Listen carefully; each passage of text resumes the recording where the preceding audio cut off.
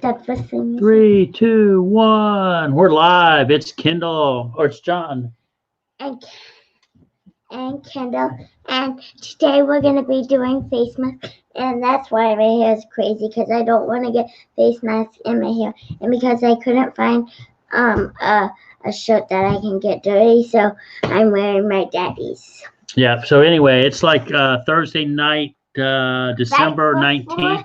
It's tomorrow's the last day of school. It's about 11 o'clock, so I don't know if she should be in bed, but it's not.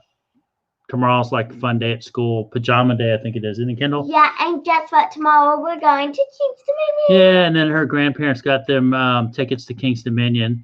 So we're going to go to King's Dominion tomorrow, which is in an amusement park right up north of 95. And just go check it out. And, you know, we'll see what's going on up there. And have some good family time. So anyway, we're just hanging out.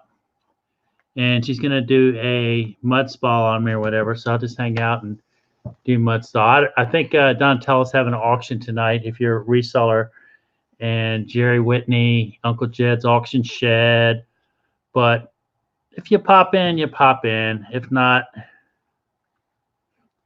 all right, you put it on pretty thick, Kendall. Put it on thick so it's like it's a good mud mask. What? You can do it. Where's my what? Go get me a wet towel. It's right here. So we gave these, matter of fact, I gave out some of these mud masks to my mom's, the nurses and the staff at the nursing home. And it seemed like to be a good hit. And we did like, I think when Pat Dees and was doing the Dad, do something to me next. all right, hold on. We'll do another one. They did a Halloween thing. We did like a spoof on construction workers and spa, whatever.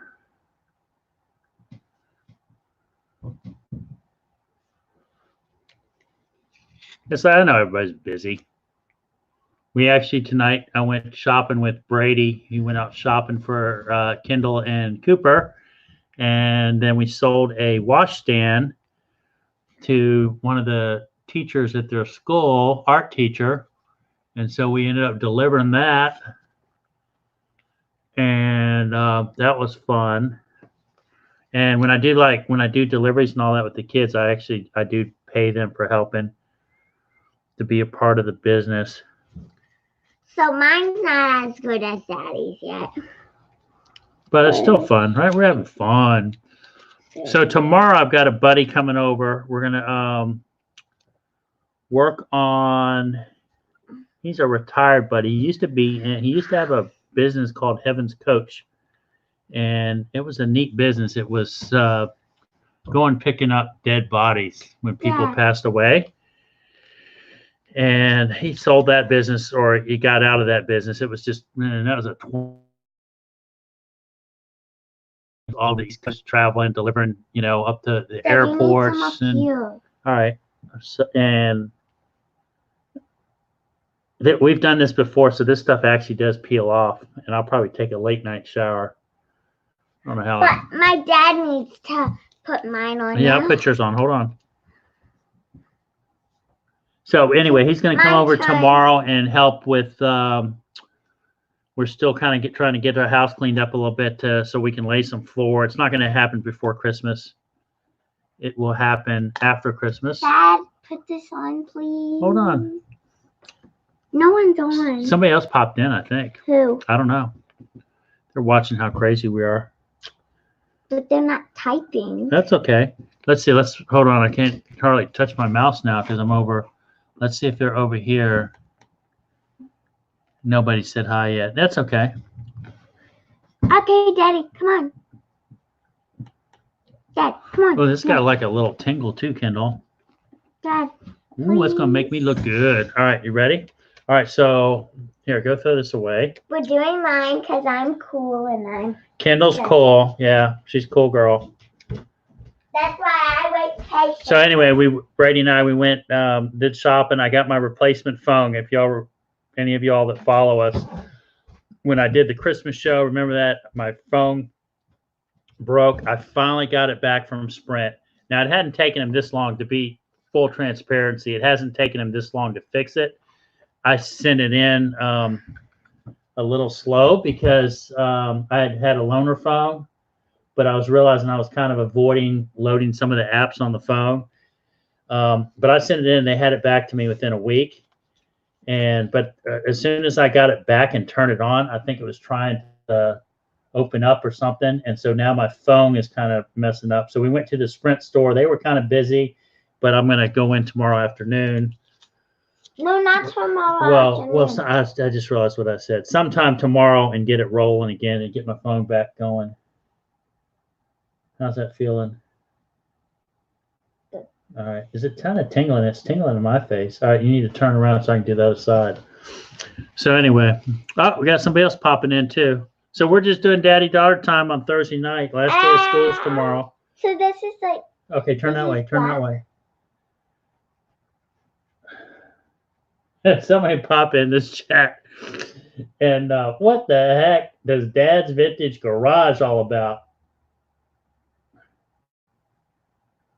So we actually did have a couple sales today. This fourth quarter, hold on, turn, whoa. This fourth quarter has been more laid back. I didn't list as hard. We were very busy last year. And I'm happy with what we've done, with what the amount of effort we put in. But there's going to be some kind of niche changes on kind of okay, turn the other way, Kendall, so I can, what I list. To give an example, like, I'm trying to think. All three, one of my items, I've got 3 items sold for tomorrow. 2 out of the 3 are over $35, and then one of them is over $25, which is great. And they all 3 had a purchase price of less than $5. So let's see. Cliff's checking in from Canada. Michelle is here. Hey, we're just having daddy-daughter time. Doing a little spa treatment. Hey, Cliff, I saw on one of my Facebook posts that a guy had just started Amazon, and he was posting, I guess, 3D printed items, merchant fulfilled. So basically the person would buy it on Amazon, and then he would print it up on demand. So I don't know any other information on that, but as soon as I saw that post, I thought about you and your kind of business model. Okay, how's it going, Kendall? Good? Are you looking good? And Michelle, I'm gonna start. I'm not gonna let some of my postings that are eBay repost at the end of the month. So I probably will. If you want any of it, you're welcome to it. And I'll give it to you. I don't even want to. I just want to kind of clean out and all that. So yours looks good, Kendall. Turn over that way. All right. So now we're supposed to let this dry for 25 minutes. I almost feel like I need to crack a beer open, but I really don't drink that much. It's the holidays. Oh, Dad, I got you. I'll go get a beer for you. No, we don't need a beer. No, I'll go get you one. We don't need a beer, Kendall. Well, I'm going to go get you one. Here we go. I got it, Daddy. All right, so Kendall. I got you root beer. Oh, you got root beer. All right, I'm gonna go. Let me go wash my hands. Kendall will talk to you for a minute.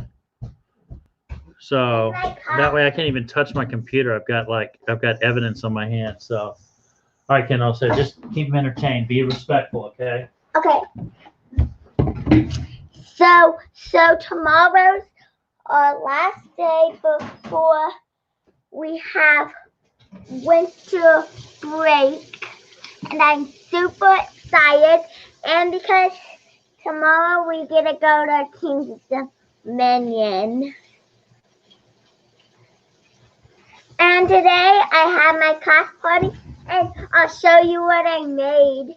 But one thing I can't show because my daddy can't find out about, and my mom doesn't know about it. Only me and my teacher and my other classmates, they want to. But these other 2, I can show what I made at the party. So we're gonna unzip my backpack Sorry, guys, that you can't see me right now, but I'm just Oh, going looks to like did we go dark on there, Kendall? my backpack. Okay, so we got, my dad has it. So we got the snowman that you can put clips and one picture on. And we got this clipboard that it has a picture of me and it says Kindle. And I can put different pictures, but they took a picture of me to put like that. And it has a bow that sits on. All right, talk clearly, please, okay? Kendall? Okay. No baby voice, okay? I'm sticking this thing on. Okay, it should be on. It's like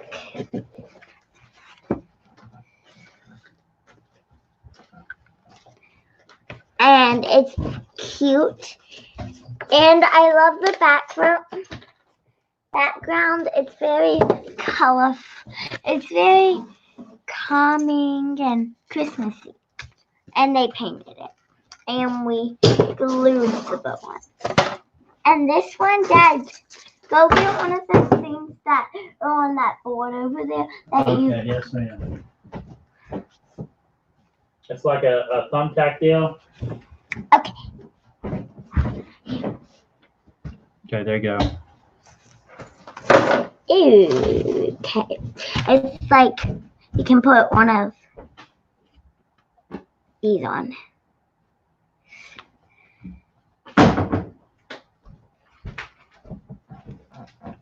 And you can put another picture. I'm gonna go find a picture. Okay, hold on. Let me get in there. Pop in there. See what's up. See what's going on.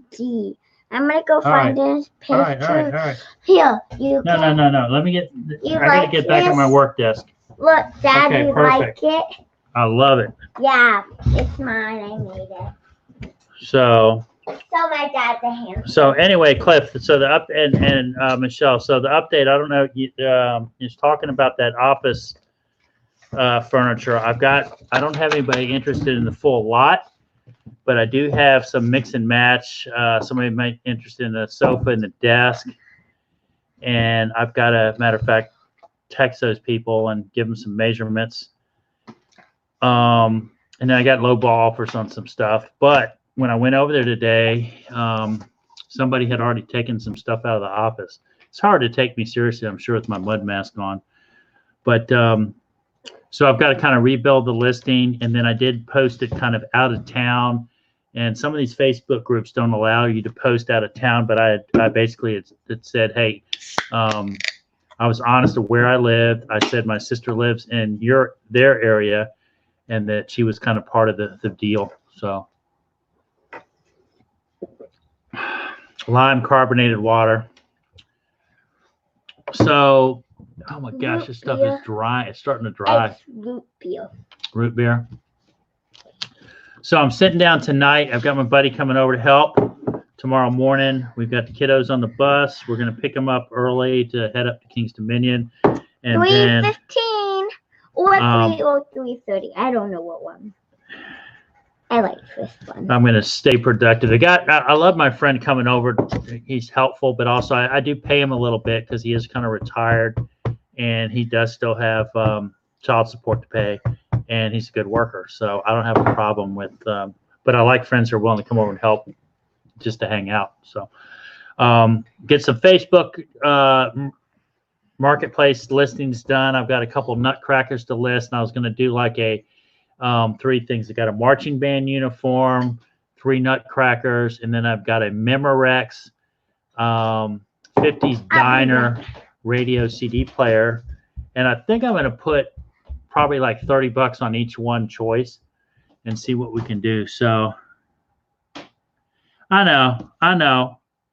I put on the title spa, and then the last time we did this Cliff Live, it was for Halloween, and we did a spoof on construction workers, spa Daddy, treatment, and all that. You're being a little too loud because Mommy had to get up and shut the door. She did? Okay. And then somebody commented that I could never run for political office. I'm not sure anybody would want to vote for me, even if I did run for political office. But I'm not trying to be disrespectful or anything. I'm just having spa treatment with Kendall, and she hadn't been live in a while, so we thought we would be live. We did it this week. As long as they don't sing, they should be okay. Yeah, you see how shiny my face is? The computer is like, is it reflecting off you too, Kendall? Like right now? It's still drying. It's drying. It's starting to dry. But right now, like I can see yours, like it's not that shiny, but like the chin's the most good part. Well, we're having fun. So I'm kind of making my list. Not necessarily He's making his list. He's checking it twice. Not checking it twice. No. Let's see if who else has popped in. Because he is not. Nobody. Oh, so it's okay. Oh, So I do realize that it's been really tough because now's a great time. A lot of businesses are throwing stuff out dumpster wise, but I've been really avoiding. I did go by Office Supply Joanne's dumpster, and they had some roll desk, brand new, like half desk, and I ended up grabbing something out of there that had some nice like rollerblade wheels on them, and I rolled that into my staging unit. I might keep it in there. I might not. I might make that my photography table there. I'll have to see. I haven't decided yet. But so you guys are going to get a bonus. I'm going to show you this. This was actually I'm not showing this to be disrespectful. I've got a friend that sells on Amazon, and she got I'm not even going to show it, but anyway, she got the inventory, non-productive inventory, I guess, clearance back in November, where if your stuff wasn't selling, you had an option, I guess, to discard it or send it back. And I guess Amazon sent it back on their dime. Well, she had 785 books returned, and they were all individually packaged, whether it was in a box or in a padded envelope from Amazon. I couldn't believe it. I mean, she had boxes in her foyer and a whole living room full of boxes of returned books. And I'm not sure, she's got to wait till end of. Did you draw on me, Kendall? No. What is this? What? Is that face mask stuff? Yeah. What is that? All right, do not draw on me. I'm not. Okay. I'm drawing on the table. All right, please don't draw on me. The only reason she's drawing on the table is because we're getting a new table after we get our floor down. So I was just amazed that she got all these books, and now she's got to, I guess, go through and decide what she's going to do with them, and whether she's going to relist them or not. She knows what she's doing. It's her business model. I don't really sell books on Amazon, and I've kind of been please stop. It's melted. All right, just let it go. Let it stay right there. So I'm going to let it go. My Amazon, I just haven't really given it any love lately. So as soon as my phone gets back in, I'll be back up hopefully on Amazon. And then if I ended up gotten booted off, it's okay. So let's see. That's insane. It's like Amazon doesn't know anything about packing and shipping. Well, I mean, Cliff, she sent them in bulk boxes, probably 40, 50 books at a time. I think the boxes cannot exceed 50 pounds. And then you would think that it would have made better sense for them to bulk ship them back. That's a lot. That's a lot of boxes. I mean, even at their rates of let's say they paid 15 cents a piece for those boxes. I think let's see. Let's just figure it out. Let's just say Amazon's crazy price of 15 cents, and then that may be high for those boxes. Times 780, it's over $117 just in packing supplies. You cut it down. You cut that in half. It's what, $60, and you could probably fit it in 2 or 3 big boxes for $10. I don't know. So anyway, that's the adventures of an Amazon reseller. I did contact my other friend Megan that also resells, and she recalled only about 70 books. And I think she discarded a lot of them too, because she kind of figured, hey, they were, she didn't have much in them. They were probably freebie. A lot of her business model, she gets free books, and she just decided to discard them instead of getting them returned back. So I think this is Kathy's first fourth quarter going, which is kind of interesting seeing how everybody does different business models and different things and all that. Are you starting to peel your face, Kendall? No. No? All right, let's see what Michelle said. Hold on, let's go back over here to the live chat. Always seems to work better. Let's see what Michelle said. I had some light bulbs returned from Amazon and got about 50 boxes. Only about 20 came to my apartment, and the rest were left at the manager's office for 2 weeks. I had no idea. Yeah, I know. And Michelle, they probably could have put them all in, packed them in a couple boxes and been done with it. But anyway, okay. So what do we got tomorrow? We got to do shipping, and we got to ship a faucet. Ship a Kindle? 2 knives. Dad, you gotta ship me a bike helmet, vintage bike helmet, which was a yard sale purchase for $2, and it ended up selling. I had it listed for like 48, and they sent me an offer for 35, and I've had that for a while. Dad, I like. And then I've got to send out some juice. Dad, this mouse is so cute. And a couple cards. Dad, this mouse is cute. And I've got a list of VCU shirts. Dad, What? This mouse is so cute. Really? The band uniform, the Memorex CD thing, and the 3 nutcrackers. We're gonna peel his off. So it's been a pretty laid back. We haven't been too stressed out about the holidays, I don't think. Are you stressed out, Kendall, at all? You got your shopping done? Nope. I'm going on Saturday. Saturday? Mom's going on Christmas Eve. Ooh, my face is cracking. So, Dad, peel it off. is it time? Let's peel it off at the same time. All right. I'm not sure how late we're gonna stay on. I still have areas that are kind of wet, Kendall. Me too, but Well, let them dry. this area wasn't. So You what? I pulled this area. Oh, somebody popped in and popped back off. We ran them off. Thanks, Cliff and Michelle, for hanging with us, man. Let's see. Your stuff up here is Let's see. Michelle said, hold on, let's click on this. She said what? She had a good offer on a wicker chest. Too bad the customer's in Florida and can't read local pickup offer only. Yeah. Now, Michelle, have you listed any of that stuff on Marketplace instead of just eBay?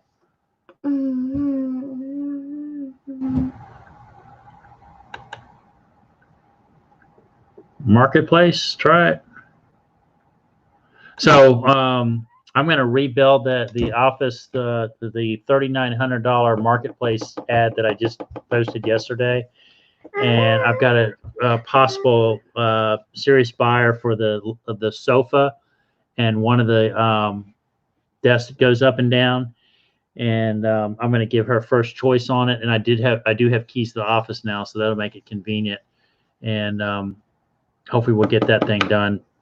I mean, it's like everybody knows, if you're watching this and you're a reseller, you're like 24/7. Really, it's like you're constantly thinking about the hustle and what goes next, and are you going to keep stuff or not? What's moving?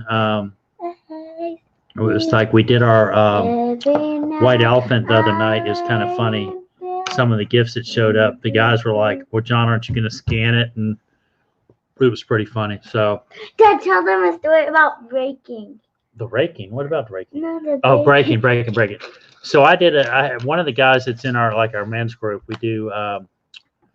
We've got a men's group. We get together. He's just kind of going through some life struggles and just is not totally on his game.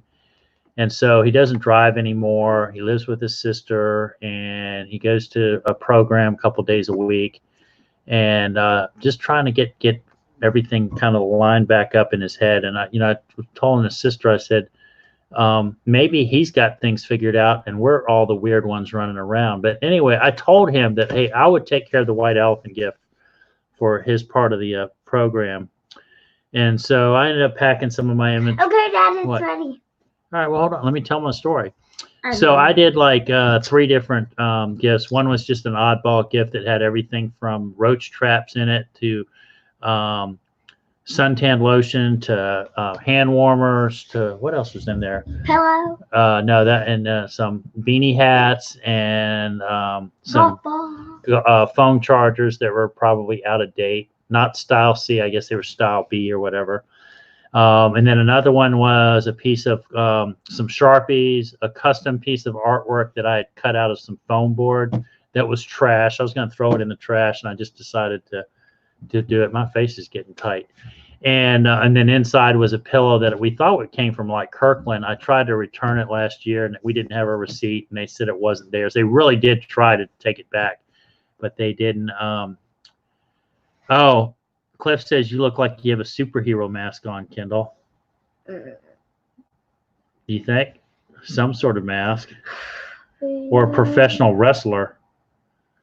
And so that was one of the gifts. And then the third gift was, I had put a quote on it, do you have the balls to open this gift? And it was basically a ball-themed gift. It had a baseball in it, a softball in it, some ping pongs in it, had a sleeve of golf balls that I had retail arbitrage from Home Depot 2 Christmases ago, I think, when they put those gifts out, stocking stuffers in the aisles and all that. And this was one item, Bridgestone golf balls that they haven't sold. Can I do the honors? Yeah, you can do the honors. Oh. And so gave him some golf balls, and then there was there was 12 or so vintage glass balls that were like kind of losing their color. But I'd put money inside the glass balls, folded up 5 $1 bills, and then I folded up, oh, that's coming off pretty good. Wait, Dad. I folded up 5 $1 bills and then a $10 bill and a $5 bill. Well, they didn't know the money was in the the glass ball. So at the end of the deal, I started a deal or no deal and said, hey, I'll give you $2. I'll let you keep the golf balls, and if you want to keep the baseballs. But I said, I really need those balls back because I haven't decorated my Christmas tree. I'll give you $2 for those balls, those glass balls. No, and I said, how about $5? No, I said, okay, last offer. I'm going to offer you $7 for those balls. He decided he wanted to keep them. So I pretend like I got pissed off mad, and I picked up a glass and I just smashed it down on top of those balls. Everybody's looking at me like I was nutso. And anyway, I said, good decision, Dave. I said, you just made yourself 20 more bucks. And Dad, okay, keep doing it. So he was super happy, man. He made 20 more bucks, and everybody was laughing. I said, this is our first year that we've had like a Christmas get together, and so we're kind of getting to know each other. And I'm an old oddball guy, man. I'll do some weird stuff. But that was fun. That was a fun little gift. But they could not. I think I got them in my eyebrows, don't I, Kendall? Look. What? Say. You got it. You can wipe it off, Kendall, too, if you can. So, is it still in there? You rubbing it in there? I'm pulling your hair. All right, that's okay. Nope. So anyway, he was happy, and then I ended up dumping. What? Do I need to scrub it? I got it. Oh gosh. All right, so I ended up. He was happy with his gift.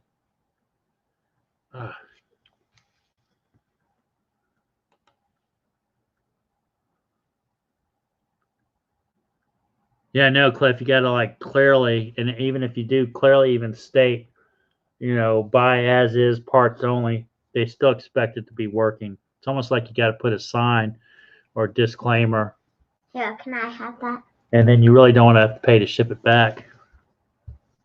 All right, I got a little bit under my nose, kiddo. Too bad. Well, hand me my thing. I'm going to wipe off right here. Then we'll look good. No, I won't. Well, I do. I got to remember My sides are messed up. That was pretty fun. Is it all off? All right, you keep peeling yours off then. So anyway, that was our little party we had, and we went to Top Golf, I guess it was, like those triple decker driving range, and that was fun. And I brought one of my old driving clubs that I had from like a shed clean out. And at the end of the night, we one of the guys, I said, "Man, just Curtis, go up there, drive a ball, pretend like you're super mad, and smash it across his knee." And so he drove the ball, pretending like he smashed it across his knee, and the thing hardly broke. He hurt his knee. It was funny. Funny, wasn't it, Kendall?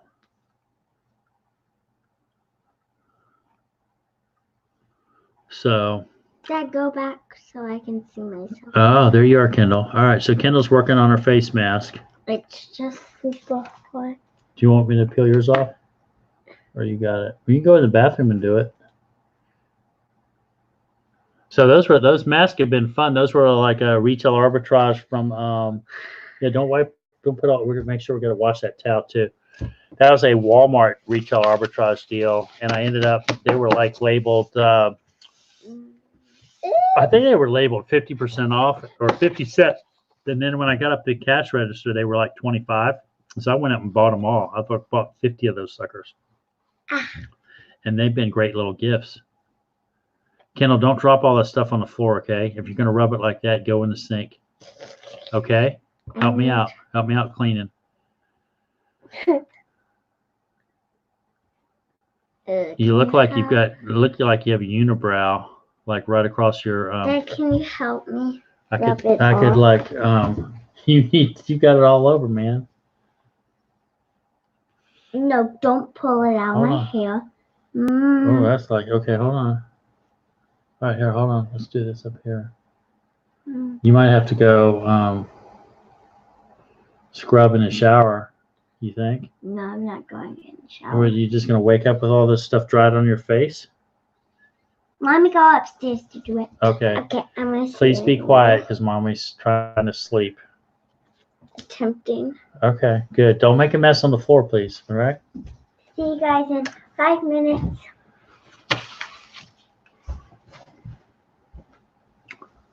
So that was kind of what was going on my day.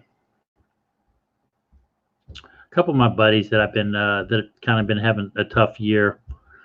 I'm kind of protecting myself also too, because you get around people that are either energy givers or energy takers, and I try to be an energy giver. And sometimes when I'm running a little low, I do not need to be around energy takers that are going to drain me and kind of turn me negative. So I was a grumpy old man yesterday. I had gone to the foot doctor like a week ago tomorrow. So it was last Friday, and we still got to use up some flex spending. But I was like asking him how much these devices are, how much is this, how much is the inserts, and one thing was like, well, we're going to charge you $35 for this, and I said, hold on, let me scan it, and eBay had it for 18, and then the second thing was a boot kind of thing, and I'm like, oh, I'm not sure those are on eBay. Well, they are. They're charging me $135, and I can get on eBay for 70, but I've already used it, and it's just like, I hate when they, I know they got to be in the business to make money, but I guarantee the guy on eBay is not just giving them away. He's making money on them too. But it's just like some markup. If the guy on eBay is selling them for 70 and it's free shipping and he's still making money, imagine how much a doctor's office is making when they're selling them for 135. He said, well, that's the rate we got to charge the insurance company. I was like, well, I'm not the insurance company. I'm an individual customer. So that was my little grumpy old man rant. And I've really got to bite my tongue sometimes because I like, my wife goes, oh man, you're starting to turn into your daddy. And my dad was a great guy, but there was also times where he was like, could be really pretty stubborn, and I get stubborn sometimes. So that's what happens. generation to generation. Some things you want to repeat and some things you don't. So I've been kind of thinking about what I'm going to be doing next year with business. And one, I realized I don't put in full-time effort in my part-time selling business, and that I need to be more productive in my time. So I either need to up my game, because I want to, I think we've got about 10 years left in our mortgage. But if I really seriously up my game, I think I could pay my mortgage off. And we owe $160,000, I think, left on our mortgage. I think I could have it paid off in like 3 years, but not with my part-time effort that I'm putting in. So I either got to really seriously up my game in reselling, or buckle down and I can't believe I'm saying this, but find some job where I either hate it so much that I up my game in reselling, or I love it so much that it was the right move, but I'm making a lot steadier of an income than I have with my part-time action in my reselling. So we'll figure it out. I'll be probably. Oh, you're looking good, Kendall. Yeah, I had to use Mom's face makeup stuff. You did? To wipe it off. My face is still tingling. I might have to go. Is there something right here on my side, right up here? Where? On this side? Yeah. Did you need to go get one of Mom's makeup? No, I'm not going to use that chemical stuff on my face. Why? But I'll keep y'all posted on what's going on with that. Oh, Dad, can I put my new shit on now? So the candy and the treats and all that have started arriving, and I'm not a chocolate person, but for some reason I was eating this chocolate crisp Dad, thing. can you please? One of the neighbors made this, like, it had a cookie sheet, and it was like pretzels on it. Oh, it had caramel first, caramel. So Dad, I'll show you. Oh, you can show it, but don't spill it. So it had like caramel layer at the bottom. Then it had pretzels, the little flat salted pretzels. Then it had chocolate, and then it had crushed peppermint on top. And then we gotta mash it. Yeah, you mash it. Like. So hold on. I'll get the camera down on it. Okay. So. Hold on. We're doing. It's over the computer. Don't mash it. Don't mash it. I'm fake mashing it. Oh, fake mashing it. So anyway, that is it. That's the bomb, man. And I don't normally eat this stuff. Oh, stop! Watch it. Be careful. Good. But that was pretty good. And then Kendall made some fudge with some pecan nuts on top. Do not spill that. Put it right back over there. But it's just like a bad time of year, and I'm normally try to eat pretty. You couldn't tell by how heavy I am, but I really do not eat a lot of junk food. I do not. Dad, the stove's still on. Yeah, Cliff. I mean, we're talking about, some of that. I'm a responsible consumer, and I'm halfway educated, I guess, on some of that stuff, and I'm always looking for the best deal. But it's just like it is. It's a whole. They want to keep you in the system. I felt like it was. I'm not being disrespectful to puppy mills, but I felt like he was a very good foot doctor. But I also felt like he was gonna. Let's see what your insurance will cover on your devices, and we'll get them to you, and selling me all these devices and all that. And I'm just like. And honestly, my feet are feeling better from exercising and stretching them. And I ended up buying some plantar fasciitis socks or whatever that were on eBay too. So that was, I've just got to watch my mouth, because I just don't, not that I want to be disrespectful. Because at the end, I even said to her, I said to the lady, I said, "Merry Christmas." And she goes, "Merry Christmas." Like, you didn't mean that. I didn't necessarily. I don't know if I even meant it back to her. I was just like, I was tired. I was trying to end it on a positive note. I'm still pulling. I think that's the last of the stuff in my hair. I was just trying to end the call on a positive note, because I didn't want to, So I got to run by there and pay my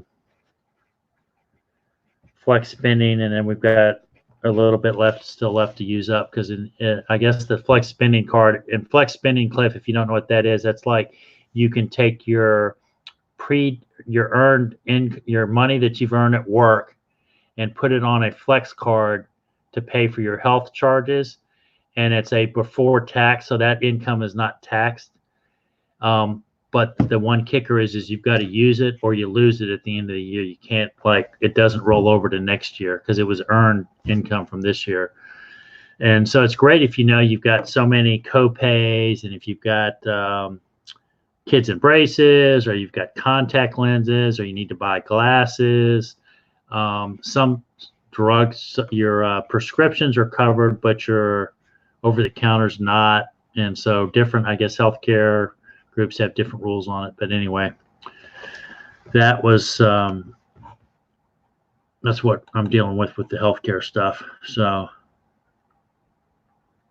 I'm just glad I've got health insurance, through Caroline, because she's, she's the one that's got the work.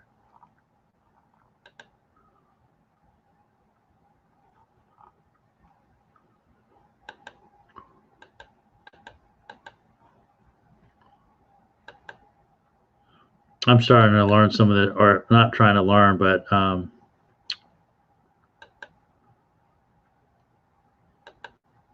I like that one. That looks cool.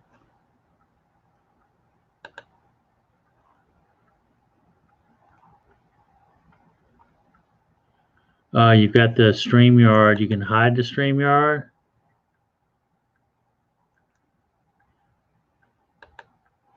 Oh, yeah, I don't mind having that. If I upgrade, and I'm going to be maxed out of my hours anyway pretty soon.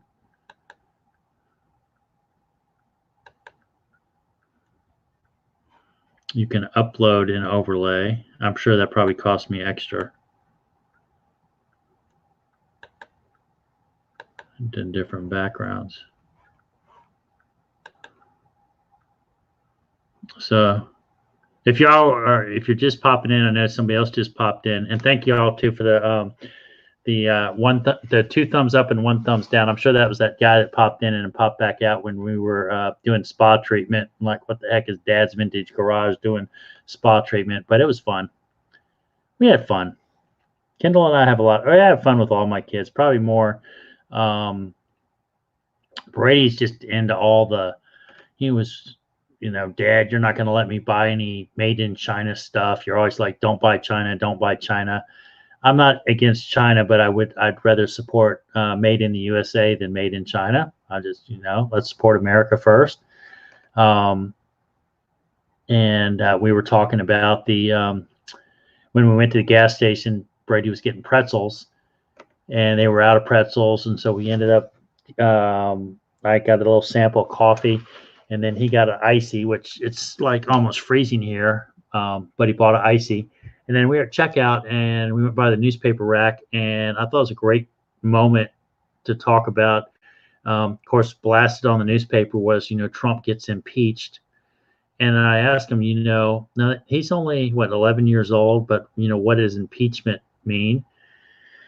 And he said, oh, we're going to have a new president. I said, no, we're not going to have a new president. He's still our president. And I said, you've got to support the president that's in the office. And I said, impeachment, trying to figure out a good way to explain it, I guess, is if you have an idea and you feel like somebody has done something wrong or inappropriate, the rules are that the group gets together and basically votes or decides whether that person, you want to publicly state that you disagree with what this person does, and then there's going to be a trial or jury to decide whether that impeachable offense or statement is worthy of them not having that job as president anymore. And I honestly think it has backfired on the Democrats. I think you need to make America, it's like you need to look out for America, and there needs to be some wheeling and dealing. So anyway, I think he maybe understood. What was it? Oh, somebody just beat me. I just my buy nothing stuff that I had listed on Marketplace. I've got about 4 items that people have not picked up since last weekend, and I finally just sent out reminders, and somebody just dinged me back. Oh my gosh, I totally forgot. I will pick up tomorrow. Thanks for the reminder. No worries. And I'm just kind of like not doing any more really reminders right now until we till after Christmas, I think. Yeah. So, and I think there's a lot of dirtiness in politics, business, a lot. I mean, it's just the different games and all that. So, hey, Star City, how are you? Thanks for popping in. You missed, we were at spa treatment earlier with Kendall. I'm not sure. I think she went upstairs to do something. She might be going to bed. Yeah, you're right.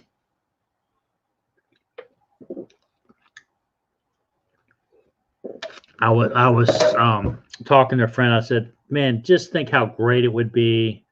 It's kind of like, when I used to coach soccer, and it's just like if you had 1 or 2 negative apples, or somebody that didn't want to like do the play we decided, the play just never happened. It just wasn't a great game. And it's kind of like politics is a little bit like that. It's like, just think, even if you're not the majority, but you're still on the same team, the America team, if we could just work together, just even how much better it could be,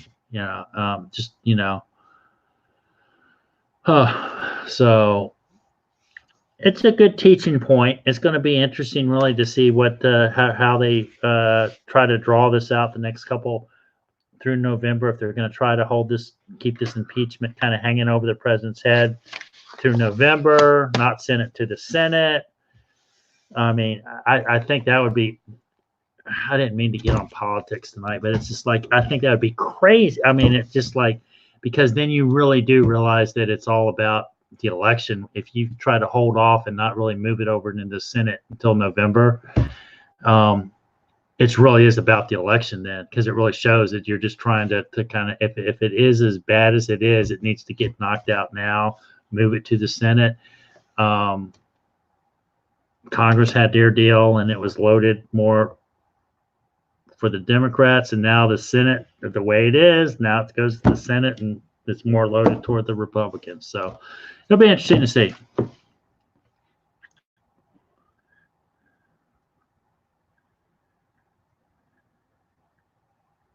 Yeah, I honestly, I think the impeachment is it could possibly be in history's time. It's just President Trump was impeached, but it also was a time that it kind of the impeachment backfired, and it created a shift, and kind of how the Democrats. It's going to be interesting to see, because I don't think most Americans care, because things are.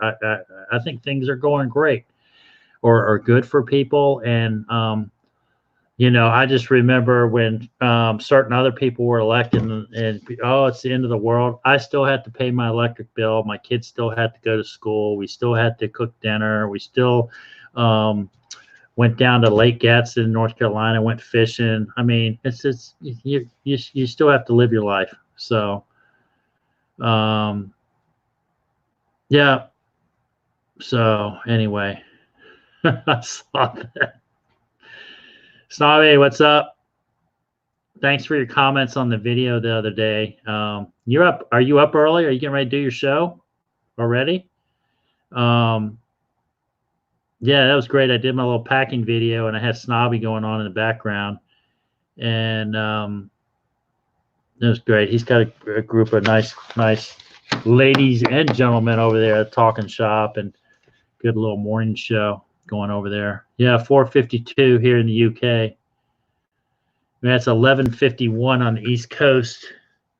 I'll be up probably for another hour or so and go to bed. I got a busy day tomorrow. I don't know how long have I been on StreamYard. I'm going to get shut off this month because I haven't paid my my fee, my monthly fee for StreamYard. I'm still on the free program.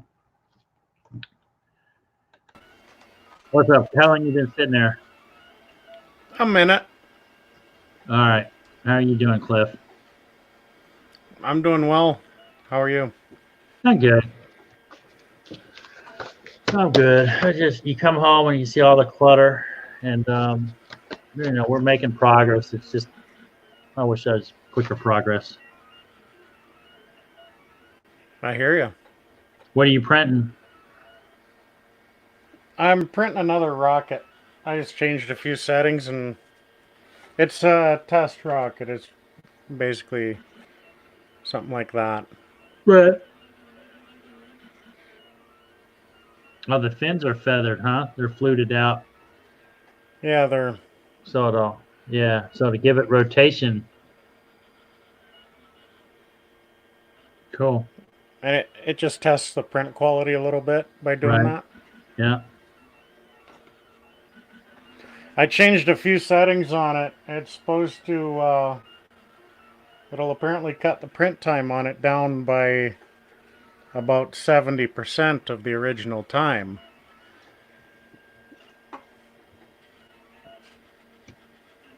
And I'm reaching the end of the spool there, so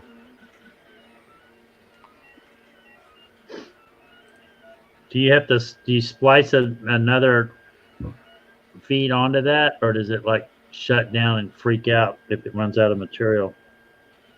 no, if it runs out of material, it just keeps like the feed wheel is about a half an inch before it starts going into the extruder. So it'll go to the end of the feed wheel, and the feed wheel itself will still spin, but it Right. won't know it's out of print out of filament. Huh. So actually, the filament that's in the extruder will stop moving, and it'll actually cook inside there. But yeah, the printer will go through all its motions as if it was still printing.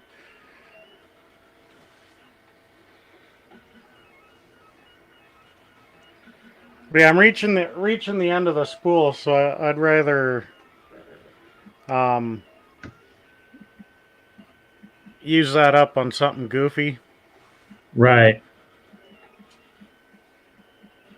than something I want, like I want to print with care kind of thing.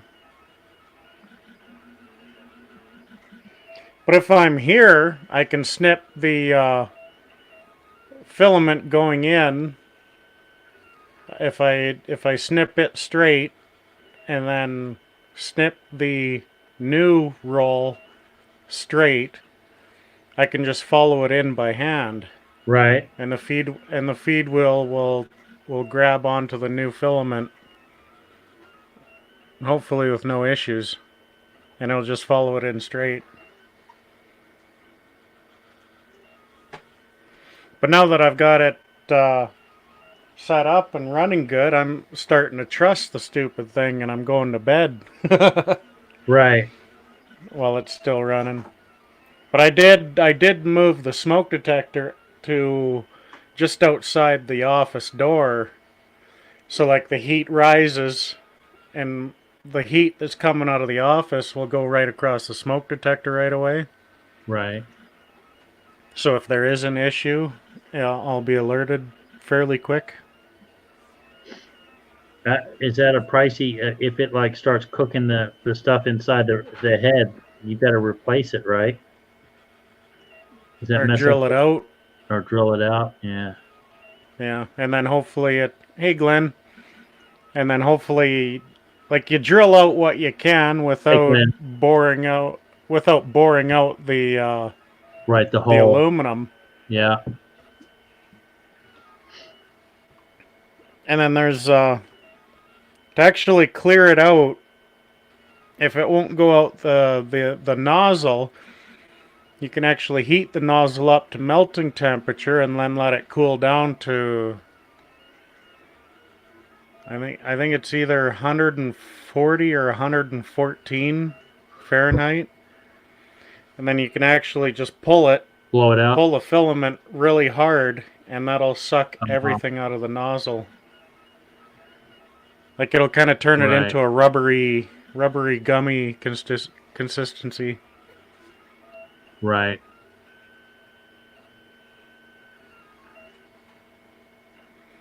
I made a beer koozie the other day. Yeah, Glenny, Snobby said it's 4:57 over there right now. Let me see the beer koozie again, Cliff.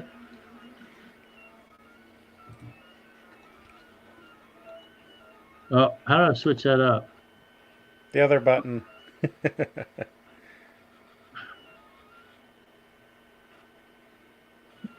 Oh, that's pretty cool. Yeah, it definitely looks like it won't tip over. Yeah. I found one that actually has an American flag embossed into the side of it. I haven't found a Canadian flag one.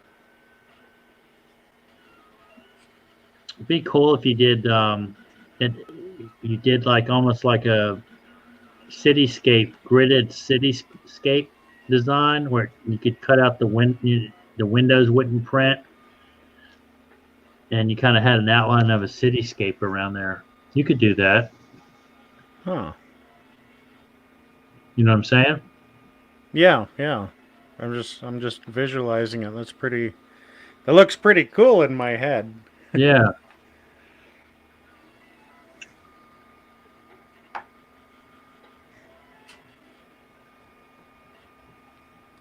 So they had a promotion.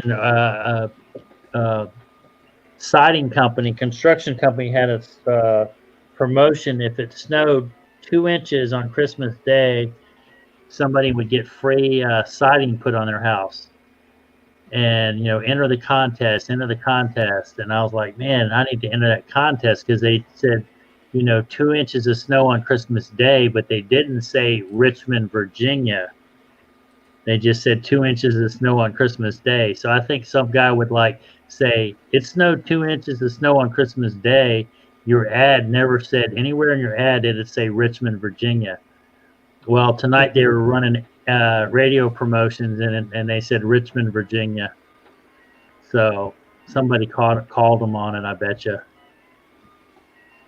They have a lottery right now. It's kind of a charity lottery for a house in Edmonton.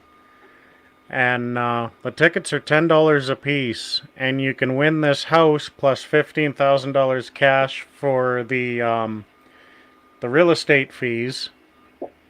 But you have to guess the price of Bitcoin on January 3rd. Oh, right. And it's a pretty decent neighborhood. It's a high two, lower $300,000 house. It's a decent house with a super single garage.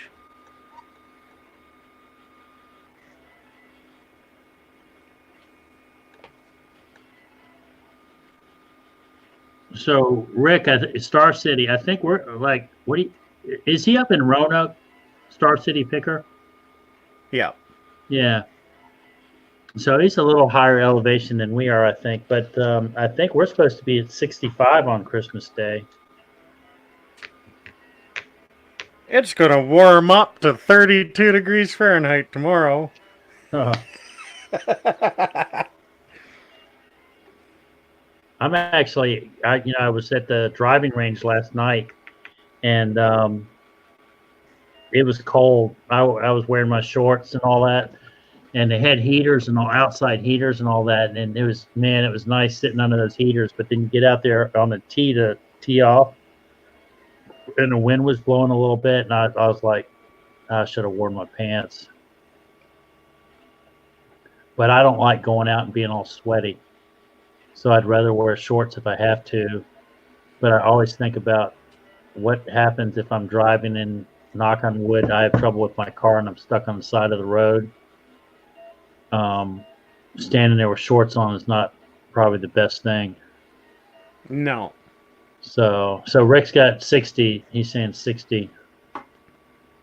So I actually, I'm a Hokie. I graduated from Virginia Tech, Rick. So And I think don't you guys have the boutique Goodwill up in Roanoke? So you have regular Goodwill and then boutique, which I've been avoiding all thrift stores lately because I've just been trying to clean up the house.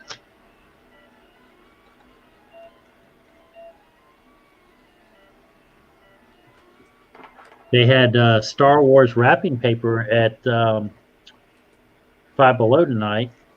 It was kind of neat, kind of comic booky, but it was still kind of cool. Yeah, that's different. Yeah. And I think all of Brady's gifts he bought were made in China. But he was so proud of them. So it's cool. And then we went and delivered a piece of furniture. I ended up paying him $20 helping me lift it out of the back of the car. And hold on. Sorry, Glenn. There you go. Hey guys. There you go. Hey, what's up, man? Pretty good, John. How you doing up there, Cliff? Staying warm.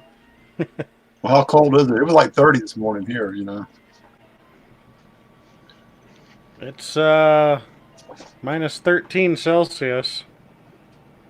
I think that's about 15 degrees. That's not too bad compared to being 30 here. I figured it'd be like below zero if it's 30 here.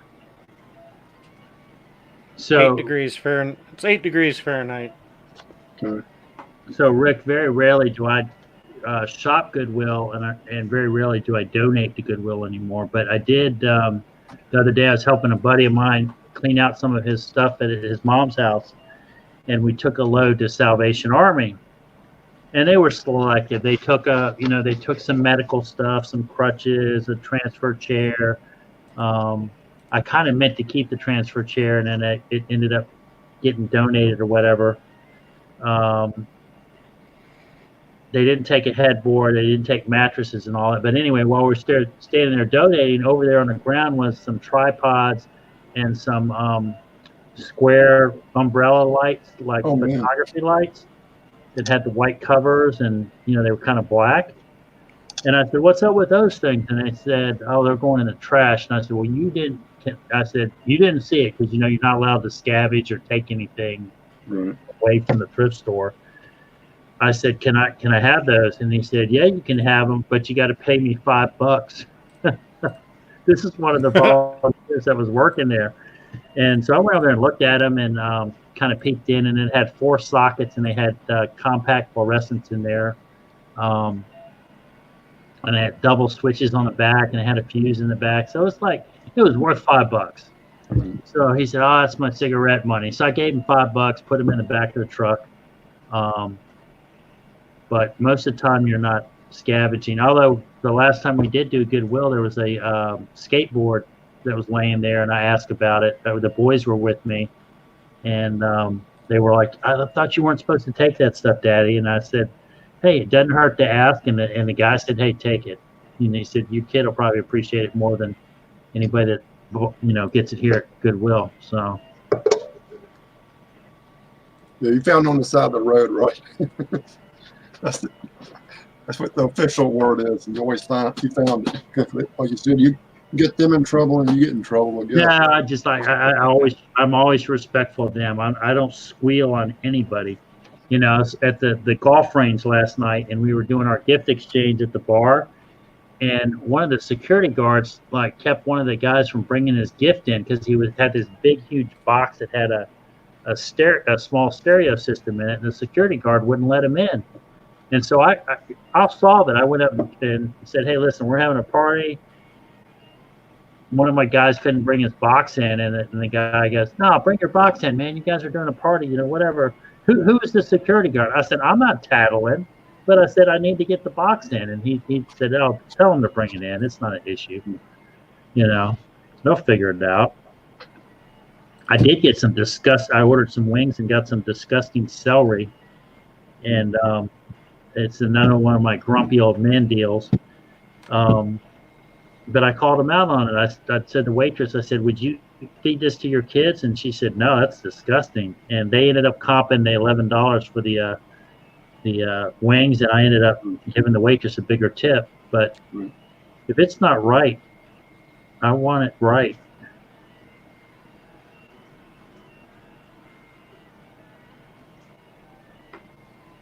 So Glenn Snobby said, thanks for showing up on his lives, huh? Yeah, I was reading that. Yeah. Yeah. Yeah, I'll We do a highlight. lot of lives during the morning. He does. I pop on and have it listening and all that, and he and then the other day with that packing video I did, I had him live in the background. Yeah, normally as soon as I say "Hey, Snobby," then his wife, the Dusty Blonde, says hello. Right. Yeah, I was watching the other day when he was pulling out all of Dusty Blonde's purple liquids and stuff she puts on her hair to keep it how it goes or whatever. He was talking about how expensive it was. The secrets.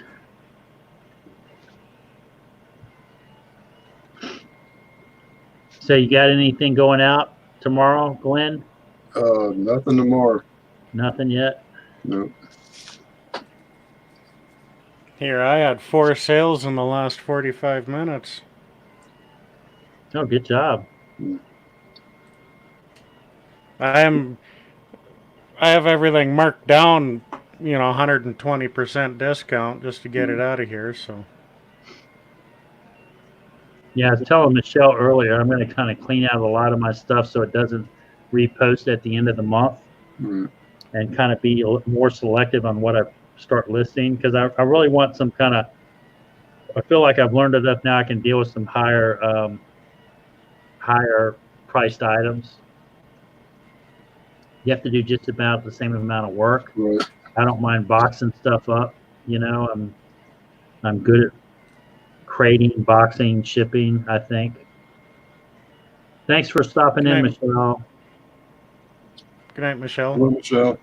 Yeah, I'm not too far behind you. Like I said, usually I don't stay up this late.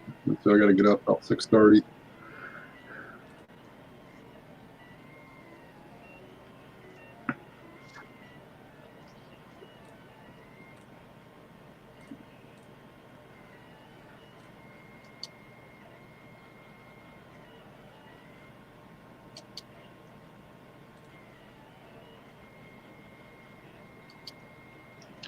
Yeah, price that office stuff that I have for sale. How'd that go? I know you was talking about it, the tables and all that kind of stuff. Yeah, I put the listing up. I went back by to grab some measurements today, and some of the stuff had disappeared out of the shop. Oh, man. Big world map and a lot of the conference room chairs. And I'm kind of like, I was like, where'd the stuff go? I mean, that's part of my listing. But then also, I told my buddy Steve, I said, hey, this is all part of reselling. I have realized, the client tells you they want to sell the stuff, but then their friend comes over and they give it away, or the neighbor, or whatever. And it's not yours until you have it out of there and you got cash in your hand, And so you can only get so upset.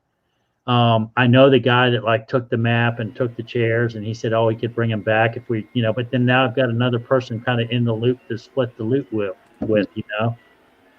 So I'll just rebuild the listing, and then I'm focusing on, I need to focus on the adjustable desk and the nice bookshelves. These bookshelves are they got the file drawer in the bottom, and then what I call a pistol drawer. It's kind of a thin 4-inch, high drawer, and then it's got a bookshelf, 3 shelves, and then it's got 2 little open door cubbies, and the doors actually at a certain point automatically close. So it's like some pretty high-end furniture. Now I want to get those sold first, and not the other stuff.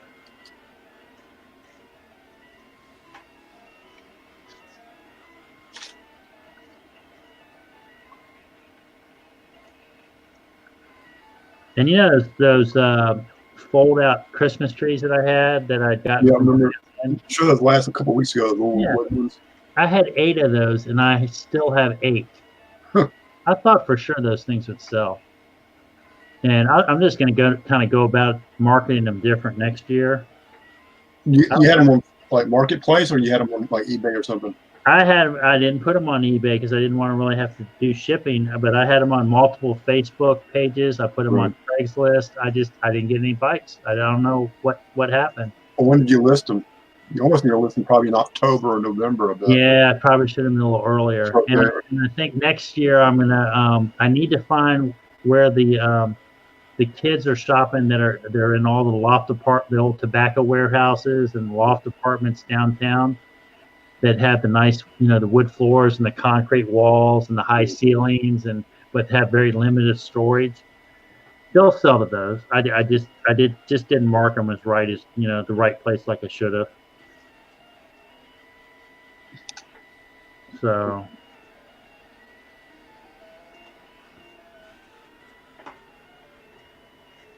I've just got to figure out what I'm going to focus on next year. I've got so much different mission creep, Mm-hmm. Did you hear? Do you guys listen to Bearded Picker in the morning at all, or? A little bit when I can, I usually try to listen to him or Chip or I actually listened to him today. Him and Pat D was doing something a couple hours ago. They were talking about. I guess there was a segment on ABC about a guy that was professional dumpster dive, and this is just I haven't seen the story yet, but it's dumpster dive, and they would repackage the items and resell it for new on Amazon. Right.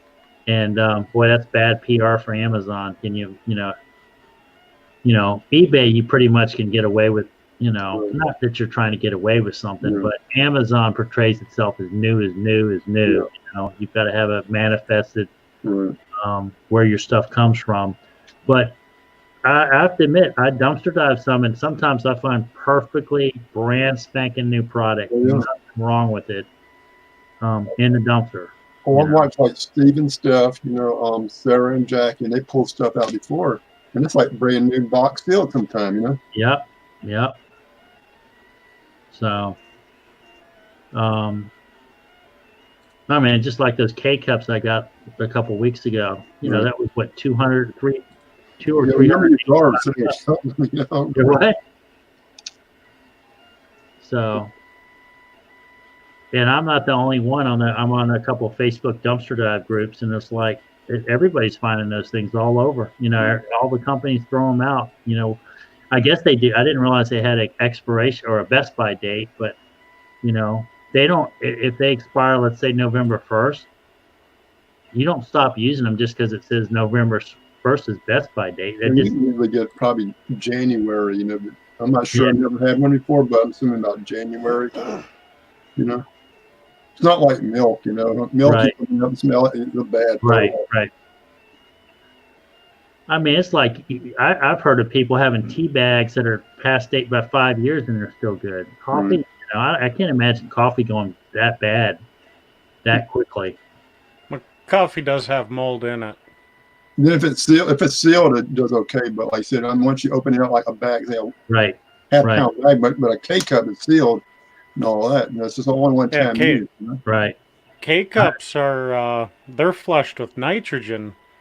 So I think K-cups are only given a best before date because the FDA requires requires it. Yeah. Probably because under food or something. I mean, I've already given them away. I gave them away at the nursing home party. I gave them away at my white elephant gift. I gave them away to my storage lady. Because they have to buy it. The employees have to buy their own coffee. Right.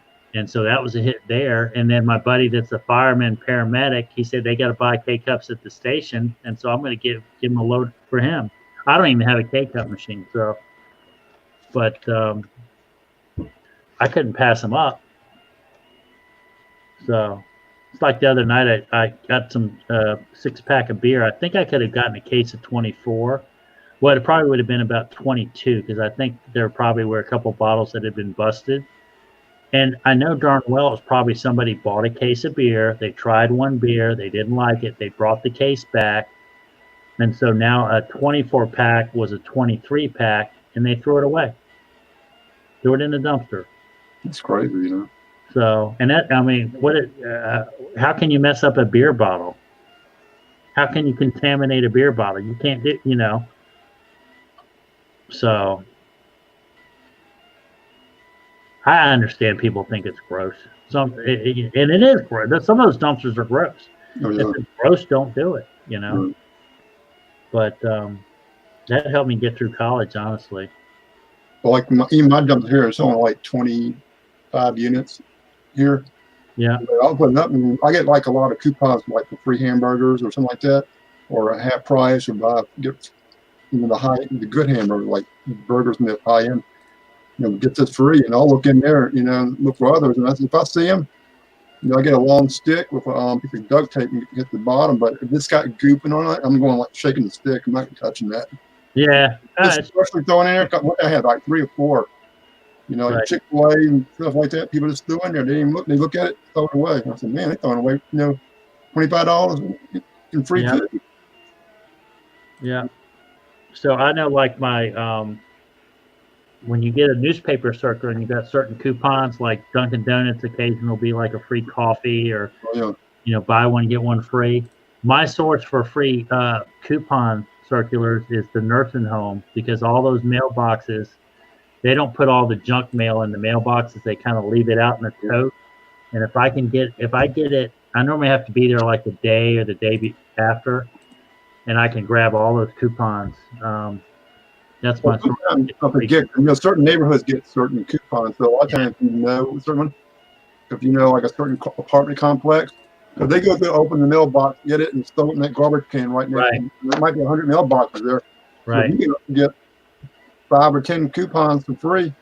Yeah. Or even your post office, inside they got all the mailboxes, and they got the little table looking through it. Throw it in the garbage can. I do. I check. As a matter of fact, when I take my stuff to the post office, I do sometimes check the little trash things right around the PO boxes, because occasionally you'll get stuff, coupons or whatever, that people have thrown away. Yeah. I don't do that a lot, but occasionally.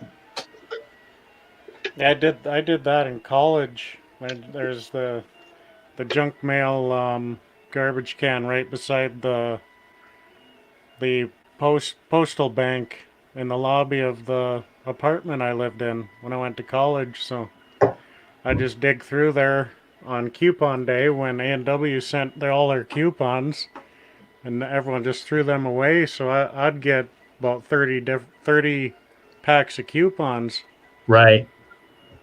And I'd actually carry around all the free coffee coupons, and whenever I came across a homeless person that asked for change, I'd just give them a coupon for a free coffee.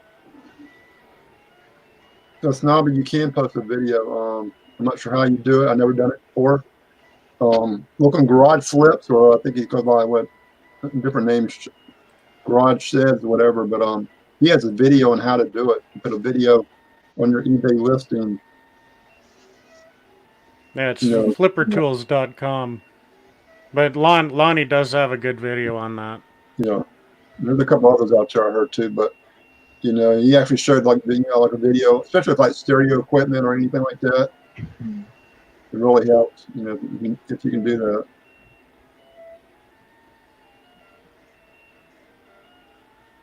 I'm not sure if it's different over in the UK as far as posting you can put a video on it. 100% extra fee. Is there extra fee too? I don't think I never heard about extra fees.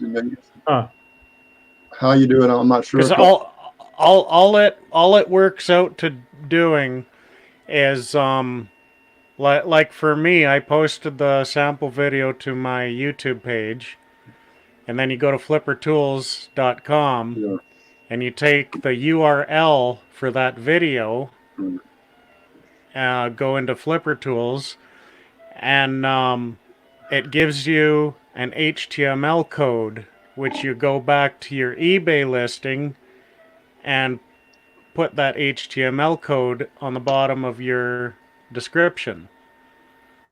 And then when you go to list that item or create the listing, it puts that video automatically on the bottom of your description. And then you just click on that, and it'll show it if you want to see it. Yeah. See, I had a thing. It's from Crayola, But it's like a volcano shaped deal, and it has 2 bars of LEDs on the inside that spin really fast, and you have a pen that you can draw on it. But it'll only light up that spot when each time that bar would come around, right? So I'm trying to take pictures of this stupid thing to show that it's working, but it was only showing up, a quarter of it here and then half of it in the next picture. So you never could hit So it when you had the LEDs flopping around, right? Yeah, because they would flash, and there's 7 or 8 different colors on it as well. So I had to do that. I had to make a video on it, and then just link that video into my listing. Yeah, I was trying to photograph like a receiver the other day, and I turned it on and it showed like channel 2, and then when the volume would go up, the red and green bars would go back and forth. So I took a couple pictures just showing that it actually had. I didn't test it, out with a speaker, but I've never heard of really speaker jacks going bad. That was the extent of my test. And I know eventually it'll come back and bite me one day. But like I had a Philips CD player the other day. I couldn't get the door to open. I ended up just donating it. I didn't want to even mess with it.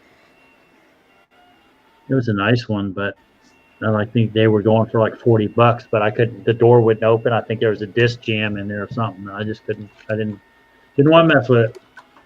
Yeah, vacuum cleaner parts do good. Like some of the attachments and all that do good. I actually still, like you said, people would throw vacuum cleaners away, and I didn't have room, so I just ripped the parts off, and kept the parts. We were talking about that the other night, Glenn, about we've got like a little shark vacuum, and it was clogged up, and I actually pulled a dollar bill out of it. Brady thought I had like dropped it on the table, playing with them, but I think you could probably do a business in an urban area and just offer to unclog or any broken vacuum cleaner. Most vacuum cleaners aren't broken; they're just clogged up, or the bills come off, or. Well, I got a high pressure hose, like 100-pound tank. Like I do. So you blow it out. And that's blow it out a lot of times. That's how I clean vacuum cleaners. Just bring it outside, get all the dust and all that. Right. Suck it up that nozzle up in there and just blow it out real good. And right. Clean all the hair off the brush and all that. So when if you take a picture of it, it shows it being clean. But people man, it breaks. We're a throwaway society. It breaks, they're gonna throw it away. Just go buy a new one. And there, I got what Auric is, that lightweight, like a lot of hotels use. Those things go over like $400. Well, just a couple of years ago on my way to church. I see a sign for the garage sales or something like that. Well, I see it on the side of the road, but I didn't stop and buy it and get it instantly. So I went down and came back and all that. Got it. It still had the receipt in the bag and all that. It said like $400 and all that, the warranty stuff, paperwork when they bought it. Right. Next to the box of the brand new vacuum cleaner, I guess they bought. And I'm going, they didn't get. I mean, I use it every, about once a week in here. I kept it for myself. My buddy Ricky got. He's the one that works at Chick-fil-A, and all the customers know that he's a junker, and they'll bring stuff in. Somebody brought an electronic in from like Best Buy with the receipt still on it. And did you know he took it back and got money for it? Right. The customer didn't want to even take it, mess with the return, and Ricky took it back and got money for it. Right. That was funny. Hey, John, I've never asked anybody for this because I'm against the principle of asking for it, but could I get wrenched so I can post that link? Yeah, hold on. Link of that video for Snobby. I'll tell you what, Snobby gets a wrench first. I'll tell you, yeah, Rick's already got one, doesn't he? Well, guys, I'm going to take off. It's 11:30 here, and I got to get up early. I didn't realize. 12:30.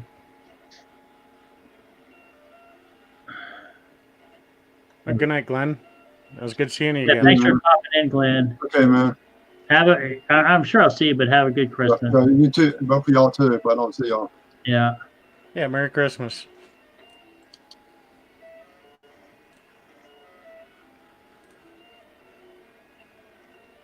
So, Snobby, that link that I just put into the chat there is to the video that taught me how to post a video to my eBay listing. That should give you all the information you need. That's really starting to move up your listings when you start doing that, isn't it? Getting really super serious. I actually have a listing that has 2 videos on it. One, like what the listing is do you know anything about big trucks and air brakes? No. Mm-mm. Well, it's the cotter pins that hold the brake push rod onto the slack adjuster. I have cotter pins that don't allow those slack adjuster pins to seize. Right. Because it's usually right on the bottom of the axle, so it's kind of a harsh environment for steel, right? And these cotter pins actually hold both of those slack adjuster pins at the same time. Like it's one pin that holds both. So, right. Both of them. So I actually had to post a video on how to install, how these pins are installed, and I actually posted a second video on how they work. Yeah, because it's a, if you have seized pins on your slack adjuster, you cannot get safety certification with that. And you gotta cut. Do you have to blowtorch them off, or you just cut them off? Yeah, usually you need either a torch or a hammer or both. Right. Can you WD-40 them and? You know what? WD-40 isn't even used in a self-respecting mechanic shop. Because it dries out, right? Yeah. So myself, I either use Nutcracker or KB88. But the best penetrating fluid available is one that you mix up yourself. You use equal parts ATF and acetone. And that'll be the best penetrating fluid you can use.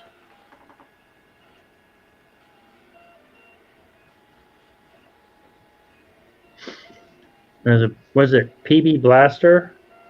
Use that? Yeah, PB Power Blaster, yeah. I used to go to trade shows when I was a manager at Fastenal, and always get them to send me a case of all their product. I think I got, was it Sprayway was one, and then PB Blaster was one. And of course, I've got some cases out in my garage I've never even cracked the tape on. Oh, wow. But I like getting freebies. That was fun.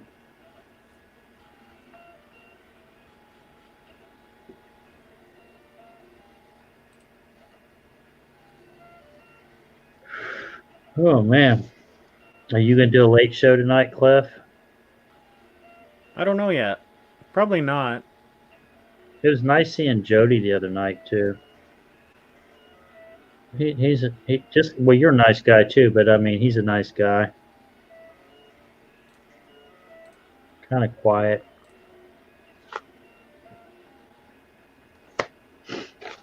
Yeah, I'll be meeting up with him here pretty quick. Y'all gonna get together? Yeah.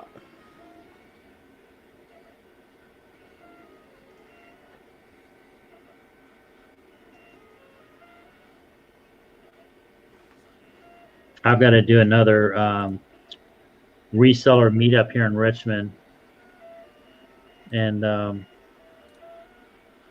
it's just fun to get together. Justin showed up, RVA Flips, I think their first or second one or two times, I think, and then he just got kind of busy. But we still kind of get together and, hey, Smokey, got together and, we still have fun and trade ideas and all that. Hello, Smokey. Where's Smokey from? Smokey, where are you from?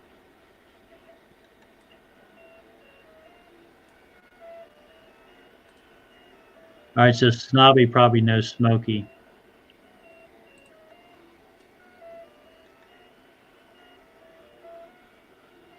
Alabama.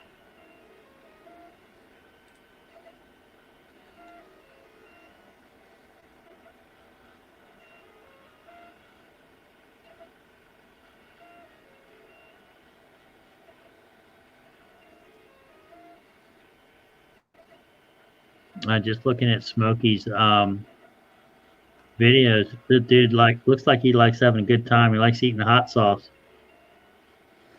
Oh my Yeah. God. Marshmallow stack. Hey, and Smokey, I haven't watched any of your videos. I'm gonna subscribe to your channel, and I'll bill you.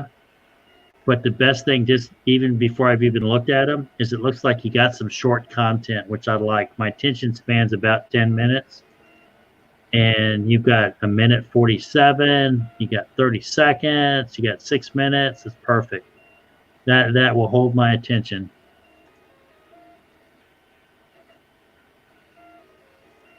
Yeah, I am number 178. I think did you just do? All right, I said it's showing 177, so I think I'm 177 on my end. So Smokey, earlier I was on. I think you're 179. You think? Okay. Unless there's someone else in the who's lurking that just subbed to him too. Yeah, I subbed and billed. Do you build them too? But anyway, I was online. I like filming with my kids too, and my daughter was on, and we actually did a spa treatment, and I had all this black stuff on my face for a spa. Actually, my face does feel pretty good. Now I just need to do a shave. Feels exfoliated. Yeah, man. Yeah, I know, and I understand you got to get monetized. Maybe one day we'll be monetized. Who knows?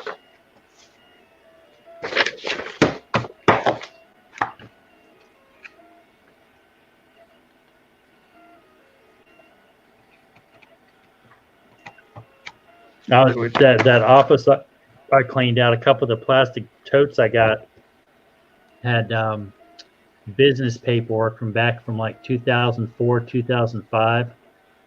And invoices, and we're talking invoices $20,000, $40,000, $50,000 at a pop for IT work, and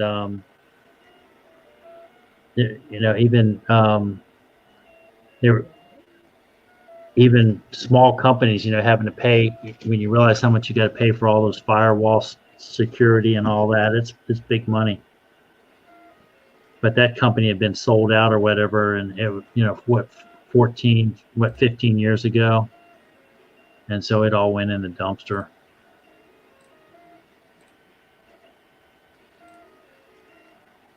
I think it's funny sometimes too, Rick. You talk about the 10-minute videos to add commercials.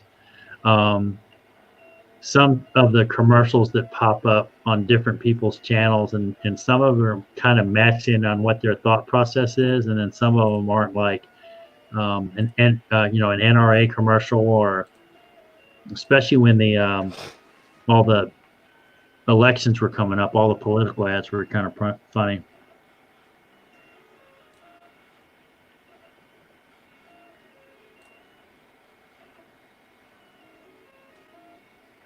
Y2K20.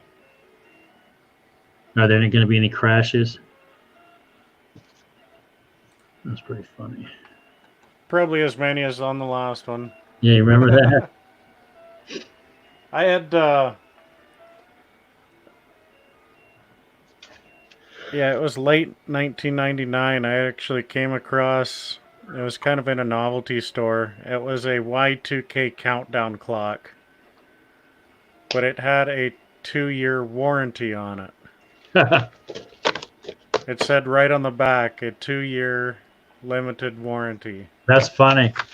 Because if everything was I the was fan, like Y2K is only 2 months away. So once it's obsolete, can you return it and get your money back on right? warranty?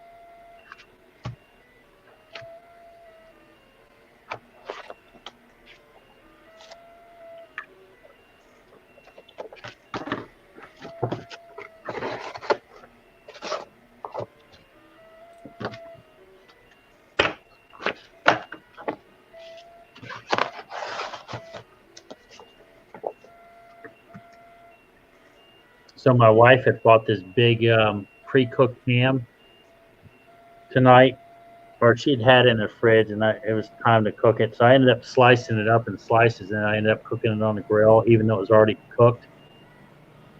And it turned out pretty good. I almost gave it a little slight bacon flavor. Nice. And then I was miserable because you know how something's kind of like a treat and it tastes good. I ate too much of it. I was just like, why did I do that to myself?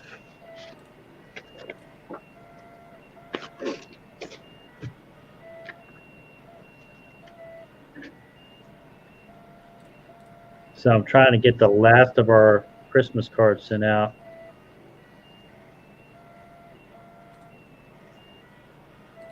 You got you don't have your address on your videos.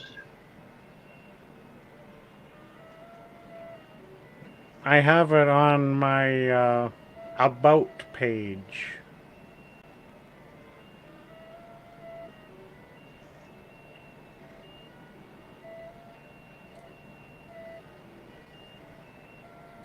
At least I think I do.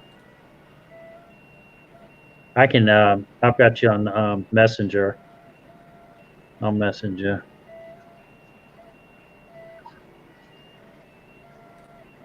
You'll get it next year.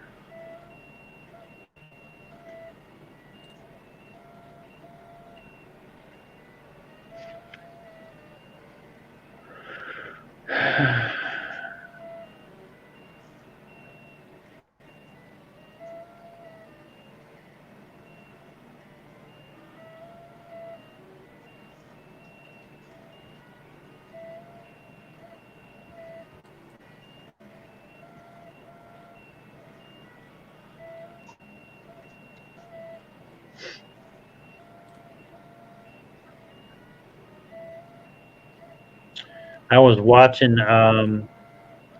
Netflix, the movies that changed us or whatever, and they talked about Home Alone and Die Hard and Ghostbusters.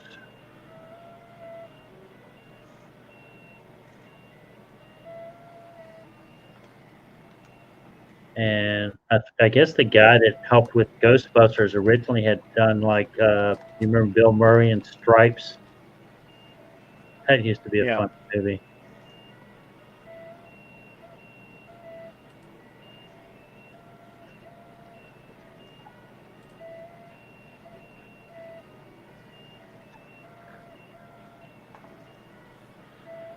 Yeah, my address is on my about page.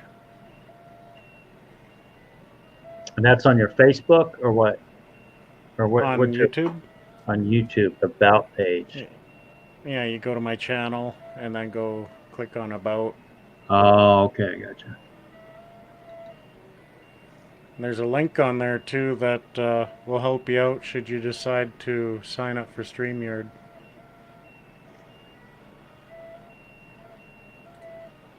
Also, Rick, did you notice that the shipping option page changed like yesterday on eBay? Where did you notice that? Did yours change, Cliff? Where it kind of instead of doing individual shipping, it popped them all up on one page, and then you go after one at a time, or you can go after them. It's already got suggested shipping for what the criteria you put in, and I kind of rough estimate it, but it's always I correct it because I really don't know until the weight for my packaging on what the exact weight's going to be. But they've got like suggested weights that you put in, and they've already got the amount in there for you. And if you want to accept it, you accept it, and then the labels get printed right off, I guess. But Yeah, I always think it's funny when they do changes like right in the busiest time of the year, you know? yeah, you can't eBay. I can't ship through eBay from Canada.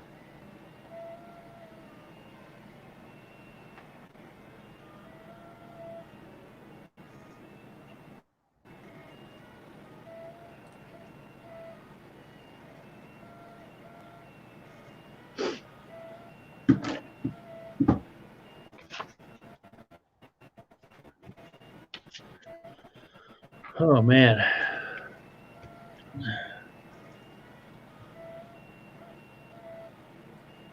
Yeah, I kind of battled through it.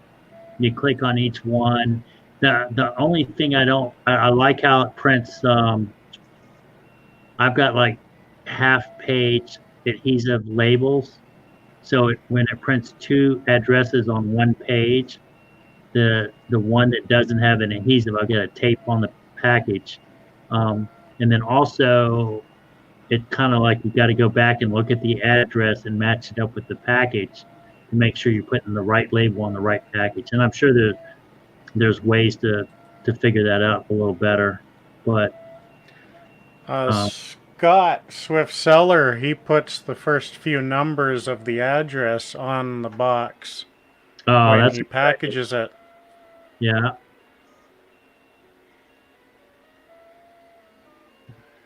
Yeah. So like 13510 14th Street, Right. he would put 13510 on the box. Yeah, that makes sense. That's a good tip, Cliff.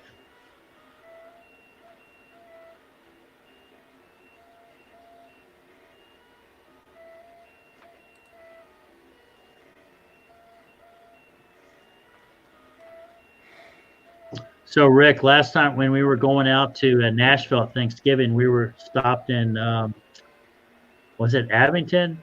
We were going to do the Virginia Creeper Trail, and it ended up raining, so we ended up just kept heading west to go to Nashville. And then, of course, when we came back, we stopped in Abington to eat at a Cracker Barrel, but then we just battled through and made it home like at 3 a.m. But that seems like it might be a good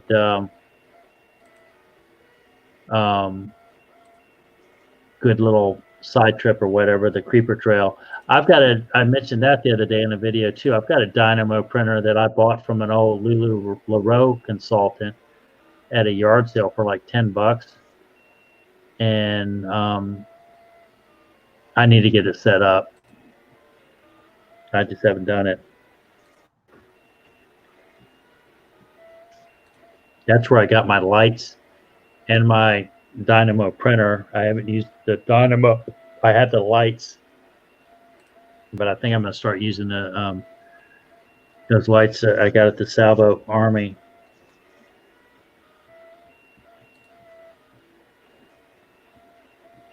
Yeah, I've been a pretty slack reseller this year, especially the last couple months.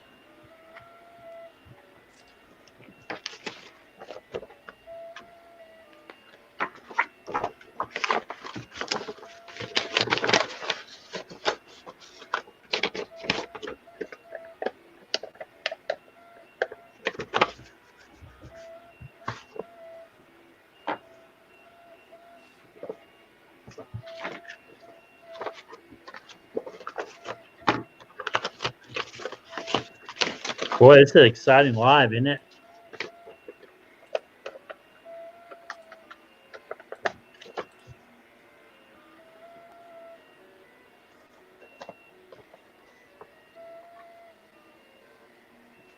I'm on the edge of my seat.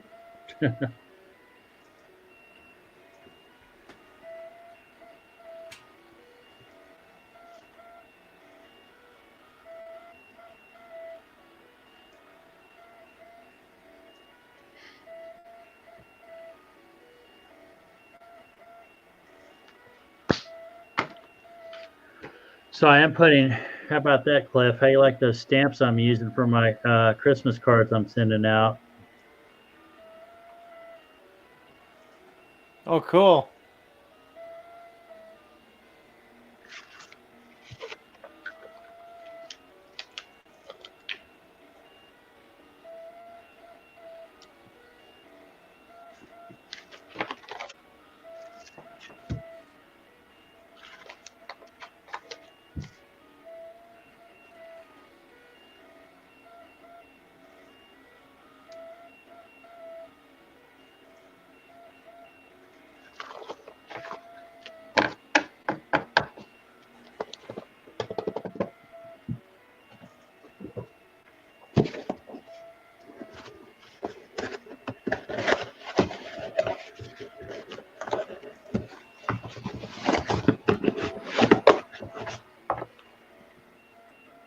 So Brady's funny. He ordered a pair of shoes probably about a month ago, and he is so stressed out about it. Stressed out about the shoes not arriving, and they've been late. They're delayed till after Christmas. Crap, I've had them for like 4 weeks. They came 2 days after he ordered them. I've been messing with them the same. I said, man, mommy, I thought mommy ordered. Mommy didn't order. No, playing like. And then Caroline started getting in, worried about them. And I finally told her I got them. And then she starts playing with them. And then she had to pull up the website again. And they had to shop for new shoes and order it. And then he was like, you just put them in the cart, Mom. I didn't see you order them. And she said, oh, no, I ordered them. I ordered them again, Fun. It's fun. It's fun when you can mess around with your kids.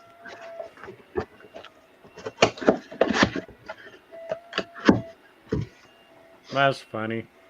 That's my replacement or my fixed cell phone that I've actually got to go to Sprint and let them help me fix it or get it logged back in.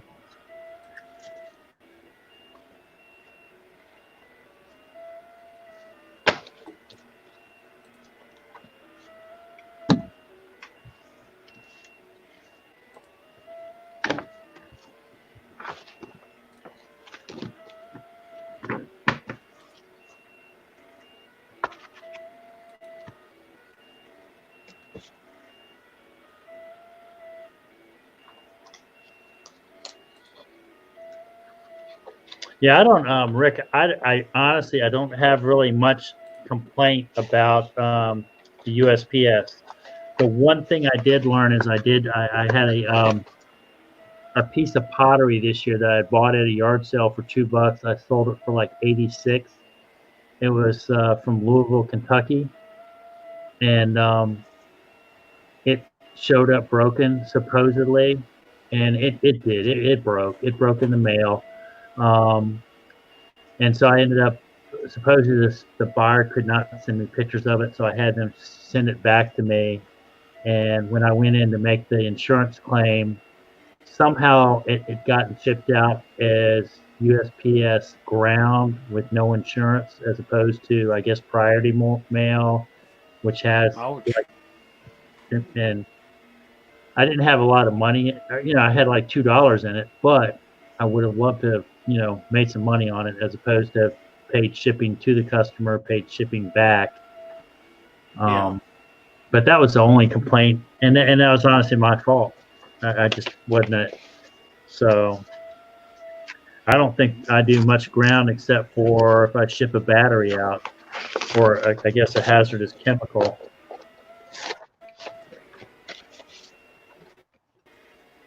Yeah, Canada Post gives us the first $100 insurance free on everything. Right.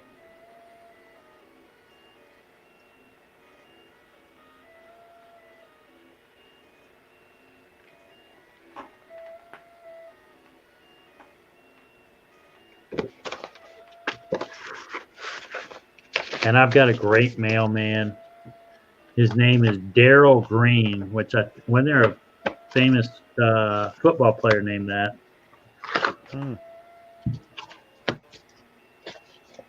About an hour and a half away from here is a DOT officer that kept picking on me. His name's Ian Green.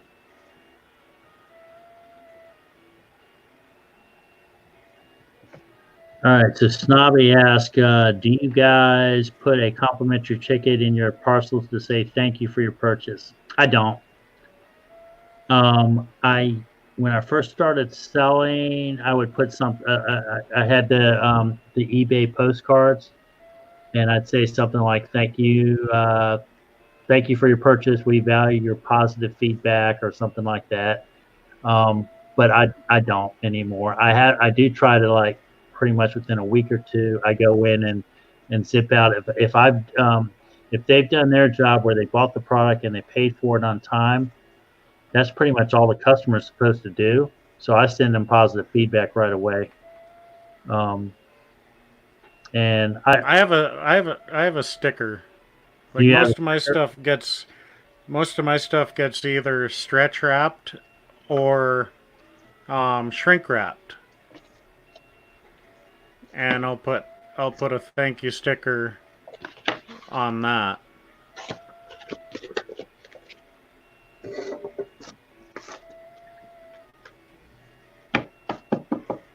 I mean, I think probably if you're hunting for more feedback, I don't know. I've got over 500 positive feedback, so I figured, like, that's enough.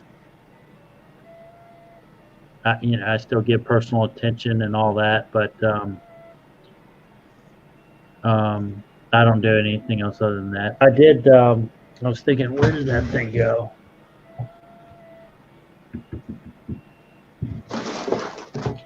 That's that $18 foot pad, the insert I got for my shoes. I was telling you where the doctor's office was charging $35, and I got them for $18. Yeah. They did put if you look at they put a sticker on it, and that's kind of cool, I guess. Hygiene item, non-returnable, and that makes sense. You open the pack. Yeah. I don't want it back because I can't use it for anybody else. But I knew exactly. Wouldn't want to use a used one with someone else's foot cheese on it. No. So that makes sense. Yeah. I mean, but it was like, that was kind of cool at the doctor's office. The technician, I said, "Can I see it?" And same exact box. I just scanned it, came right up, and I saved myself $17. Although I could have paid $35 with my flex spending. Yeah, and no, I don't do any packing slips at all either. And I have I know I've done some drop shipping for people, because they'll say, please do not include invoice or pricing on invoice, and that's a drop shipper. And I had a situation the other day where I had to cancel an order. What the heck was it for? I couldn't remember. I couldn't find it. And I found it exactly the same price that I had sold it for from somebody else, but the guy wouldn't sell it to me because he said he didn't want to drop ship. So I sent him a thing and said, "Hey, I sell on eBay. I sold this. I cannot find this inventory. Could you please send it to get me out of the doghouse?" And he wouldn't do it. He said, "No, you gotta buy it, send it to your house, and then resend it out."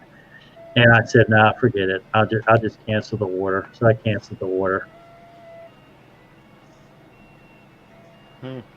But I typically put packing slips in it, but if it's like just a few grams above a milestone weight, where if I took it out, I would get the lower weight, the lower weight bracket kind of thing. Then I won't include it. I did. Matter of fact,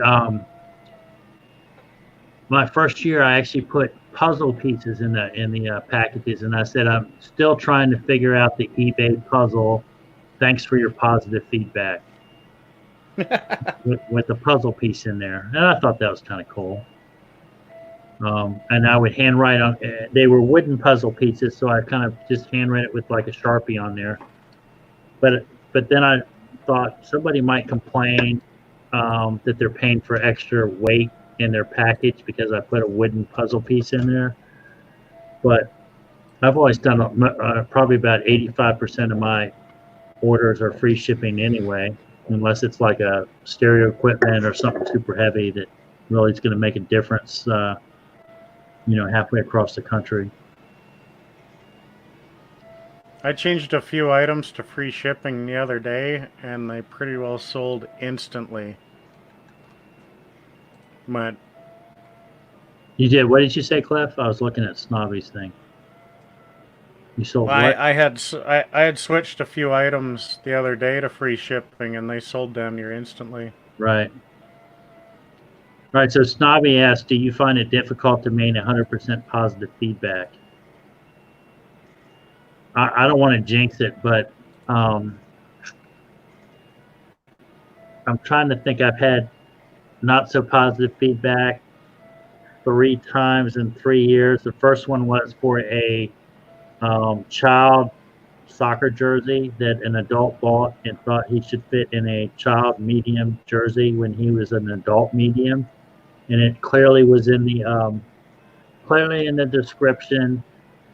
eBay sided with me, but then they never removed it. I think it all had to do with who I was talking to. They basically just said you have to wait. Is it 6 months or a year?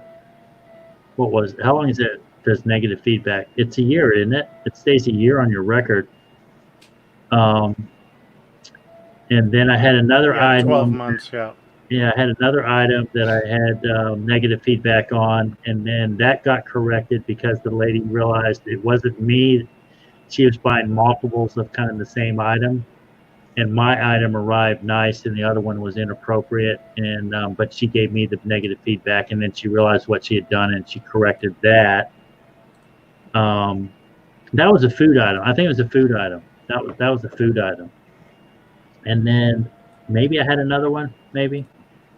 I don't want to jinx it though. I'm at 109.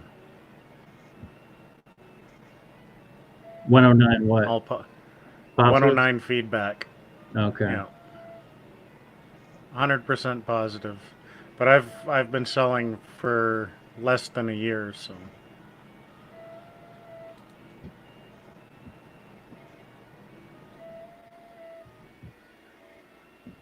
So my Cooper's account, he's still at under 10 positive feedback. And it's kind of it's interesting. You kind of sell stuff and they're thinking, oh, this is a new seller. It's not a new, I mean, I've got some experience under my belt. So let me see. I don't even know. Let me see if I can rip Yeah. Snobby, Tommy Bernard has actually listed stuff without putting anything in the description field, and it has sold.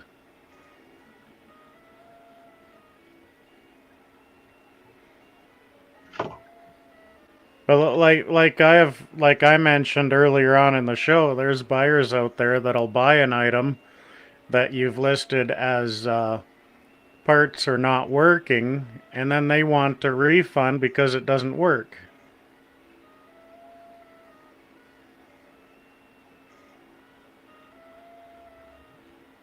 So let's see. I've got 13 positives for this month, 86 months, 167 12 months, with a total of 628 feedbacks. I think I was 77 for the year.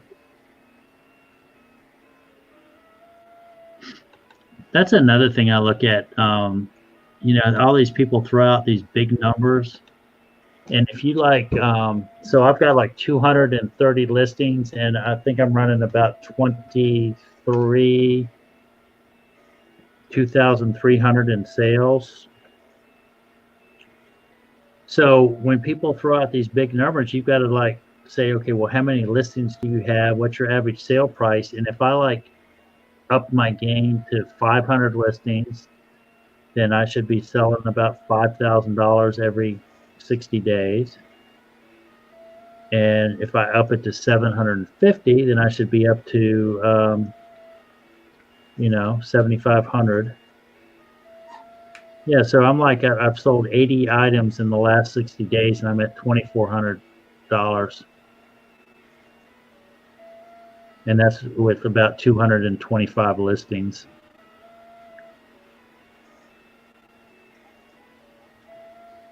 But that's part-time. I mean, that's part-time effort, part-time whatever.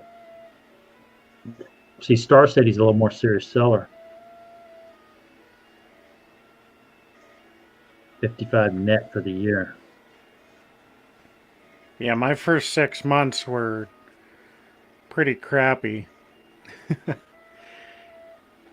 Because all the bolos that I was looking at was all bolos from U.S.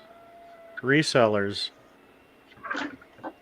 which that model doesn't work one bit in Canada, right?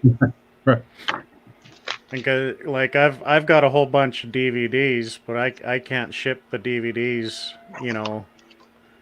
like 10 DVDs. I've got to ship it to the US for it'll be probably $24. So why would they buy it from me with $24 shipping if they can buy it from you with $5 shipping? Right, right. So I had hi Christy. So I had to change my business model and my sourcing habits to that hard to find and not well known, and it was kind of a pain in the ass for a while, but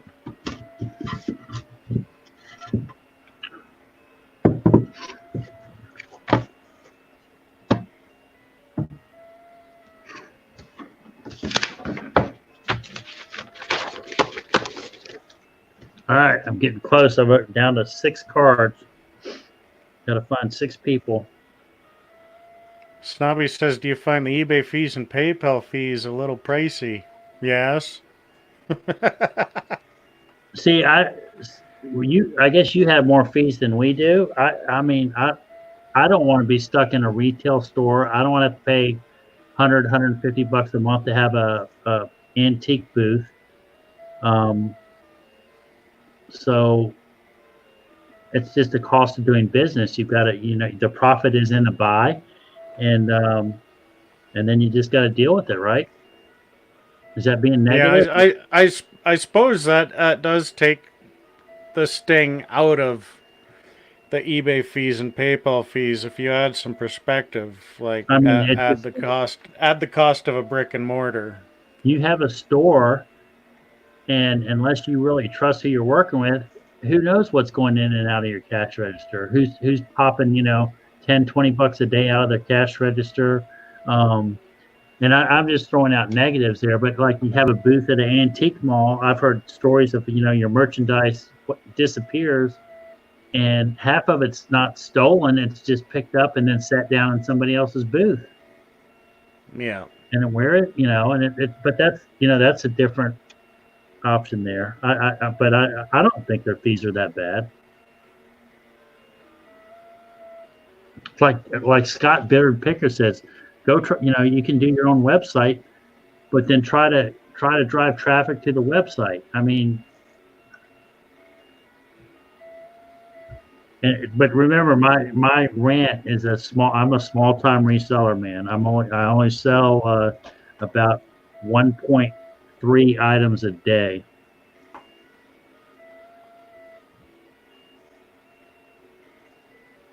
What was I look? I was going to look something up on my.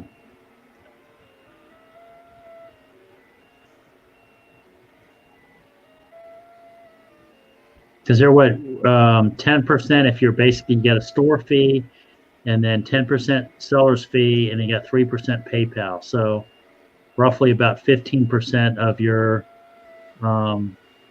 sale is your fees, and then you've got if you've got postage. But I think I average about probably between 50 and 60% margin on most of my stuff. Like my profit is in my buy. I got to buy it low. I'm not a bulk reseller.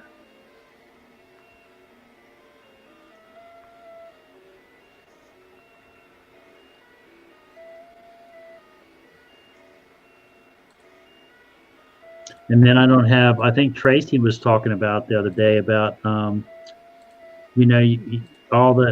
the different add-ons on the different apps you have, and I know like Amazon sellers have all the repricers and the inventory trackers and all that, and that stuff starts adding up too if you're not careful. Oh yeah, for sure. So that's why I didn't want to pay is it the $29.99 or $39.99 eBay or the Amazon fee to start selling on Amazon? Yeah, I think it's $40. Yeah. See, when I started out with Amazon, I did go ahead and pay that $40 a month because the rationale behind that for me was, well, you're going to make that back anyway, your first few sales. Right. Did you make it back? Yeah. Yeah. Yeah. And then I ran out. Then I ran out of inventory. Yeah, because in my area, the RA items aren't replenished in the stores very fast. Hey, Snobby, thanks for stopping in. Hey, maybe one day you can pop on and come alive sometime. Yeah, that's true too, Rick. You do. I know. I'm just I'm tight. And it's just like I shouldn't be because I know we've got a place called Foremost here in town. Well, Rick, I don't know if you've heard of Foremost. If you've been to Richmond, I'm sure you probably have, but it's basically it's damaged freight from a trucking company. And I never understood until after I got a little experience under my belt what those guys were doing. But they were there every day, right when they opened, and they'd fill their carts up by the pallet straight out from everybody else, and they were doing, FBA. And that was the secret. I used to know the manager, and she said the secret is you got to be here every day because you don't know what goes out on the floor, but you know really what's hot. Because the stuff doesn't sit around on the retail floor that long. So, Snobby, have a good day.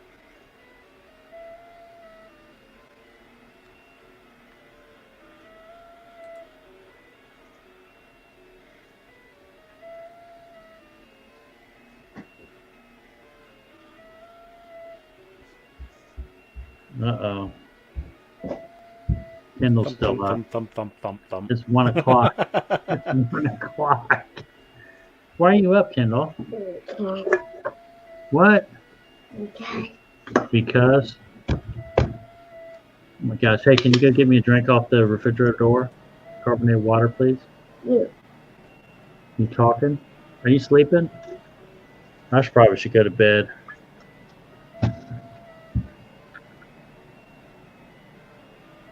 Yeah, they have. I think they run 4 auctions a week at a minimum, like Monday, Wednesday, Friday, and then Wednesday they do a evening auction too. Maybe I used to go to them, and then once I got married, I stopped going.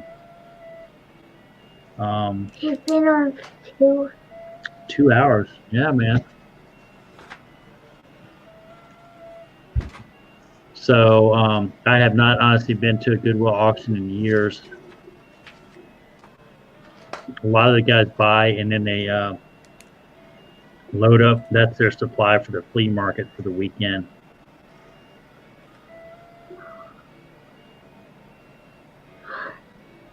I do buy on what eBid local some.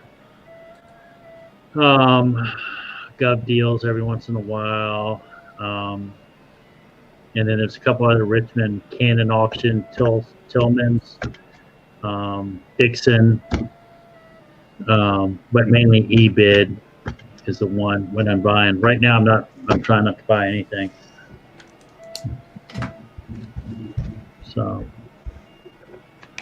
right, Kendall, let me get another drink, and then I'm gonna go to bed soon too. I think. Clean this table off for Mommy before she comes down in the morning. How much more time you got on your rocket? 40 minutes. 40 minutes. I could speed that up too. It's going really good. Yeah, it's kind of like it's really not having to change much. It's just a circle, right? Yeah. And then it's kind of going to get smaller and smaller as it goes up.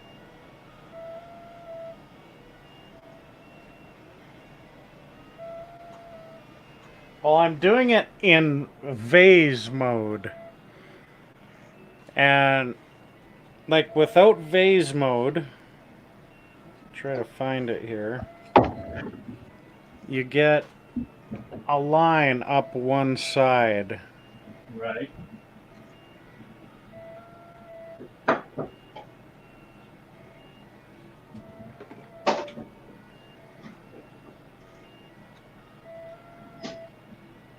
Can't find it now. But anyway, like if you print it in are you within earshot? I'm still listening. Yeah. Yeah, like when you print it normally, you'll get a line up the side where the nozzle Right. stops, moves up, and then starts printing the next line.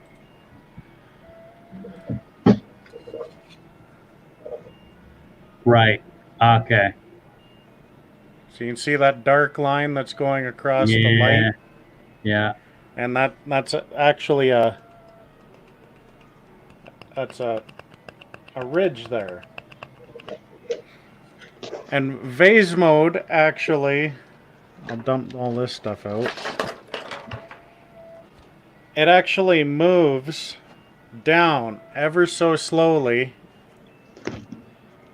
as like this is only one pass thick. Right.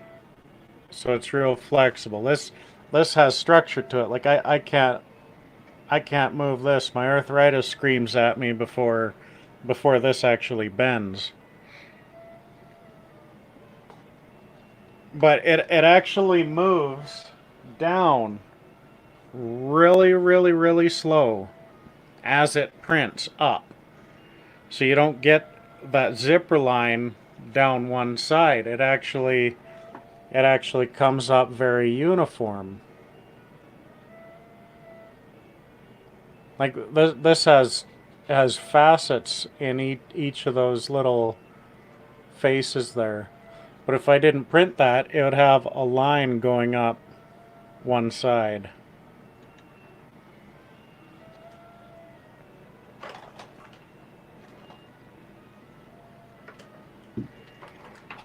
Pick all my pens back up.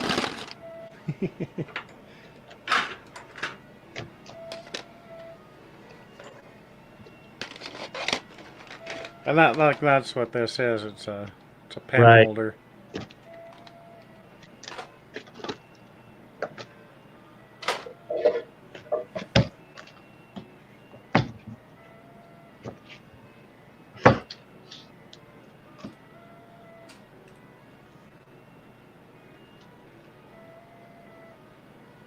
And here you're talking about not buying more stuff, and I'm looking at more storage units. That's like my neighbor across the street, which kind of helped me get into eBay. He said, I got to go out and source. I got to find more product. And I feel like just saying, just come over to my house, go through my stuff. I had a couple family members do some Christmas shopping here.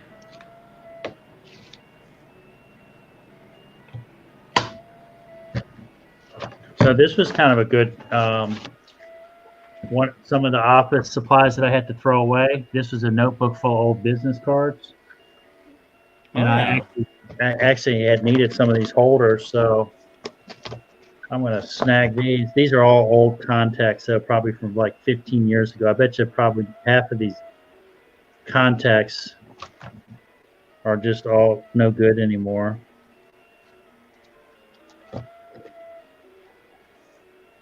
That's something I can never seem to find is a business card folio. Like, locally. Yeah.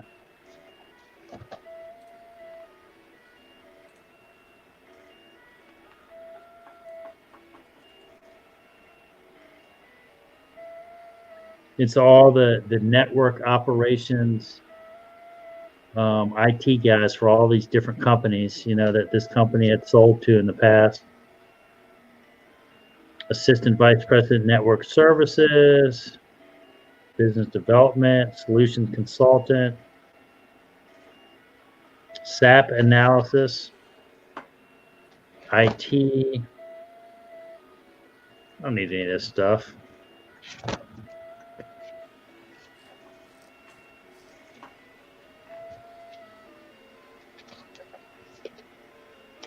This stuff, I should be tearing this stuff apart when it's like snowing.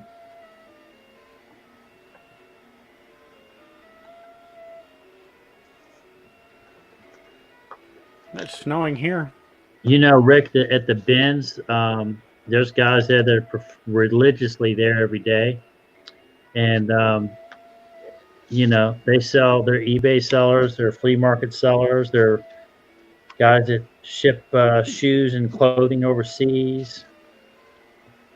So I don't want to spend 5 hours a day waiting for them to roll out bins on the chance that you're going to find something. It's fun every once in a while.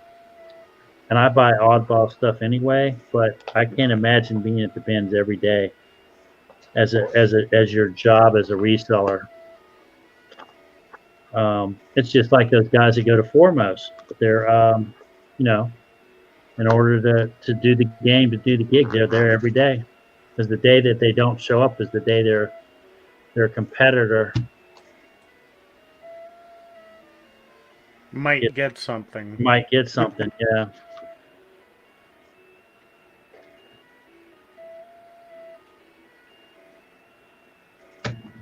Most of and honestly, most of them are really super nice.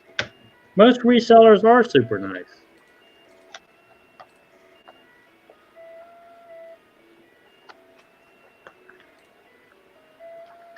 I mean, I understand you kind of sometimes have to protect some of your sources, but you don't have to protect all your secrets.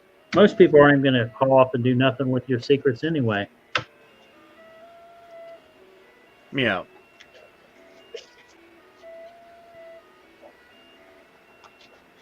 But they were talking about that on was it Garage Flips or whatever, or I don't know. Lindy Glenn was talking about how she would in her older videos mention certain products that she was reselling, and then it wasn't a couple weeks later that the market would tank on them because everybody was buying the same product that she was buying or trying to sell.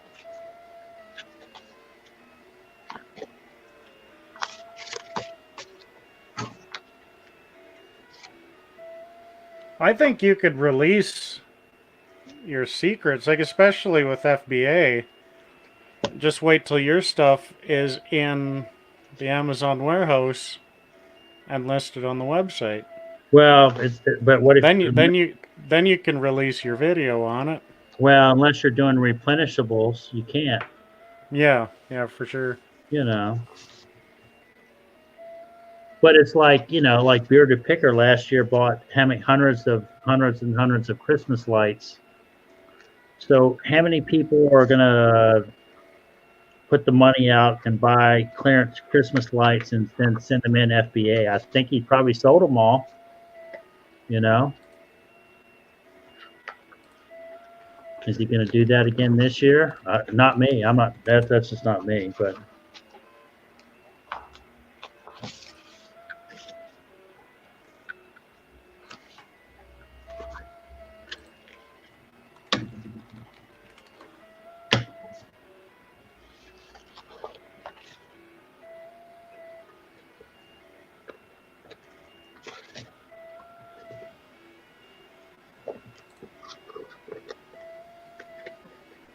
I'm sorry, I'm not even watching the chat really.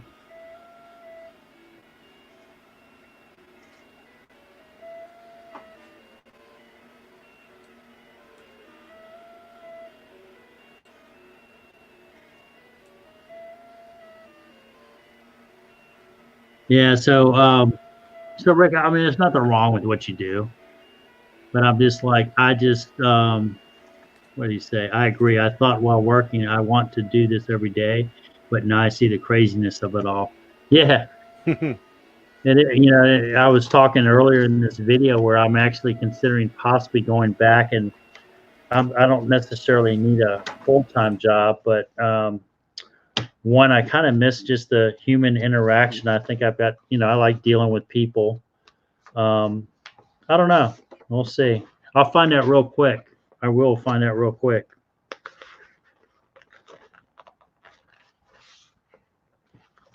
I noticed all or they just mentioned today, the off-track betting sites in Virginia.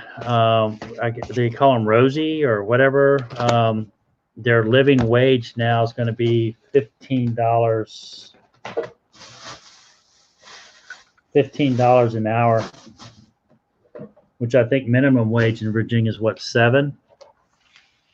So, and then there's that company that just got all that positive publicity where they got everybody in the company got $50,000 Christmas bonus. And then I think they upped the living wage for every employee to $70,000. So some of them were making $35,000 and they doubled their income this year. The company's called Gravity, and they say productivity's gone up, and sales have gone, everything's gone up. And then before it was like the company, the employees had about 2 babies, or they only had 2 pet pregnancies, and this year they've had 40.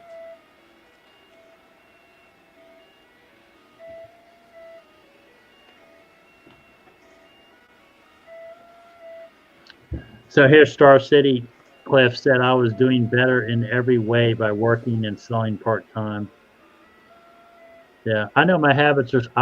I'll be the first to admit it. I'm slack on thinking I'm not a full-time reseller. I'm a part-time reseller, and I barely put part-time effort in.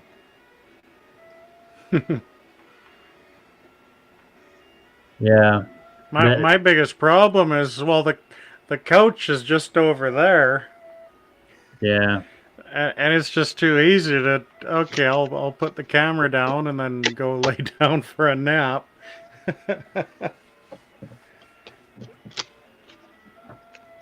See, that's what makes it fun, though. I found a $200 bottle of perfume at an estate sale last Saturday.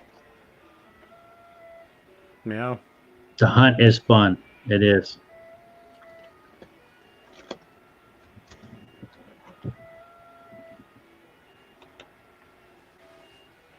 Yeah, just like that question, if you won the lottery, would you still resell?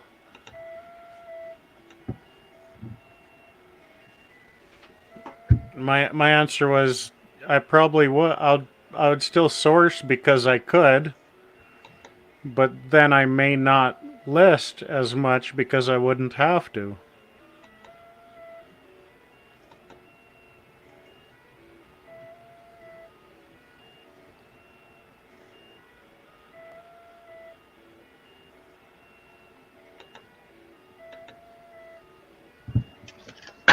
Yeah, wages are companies are like they don't want to raise the cost of the product, especially with China on everybody's back porch nowadays.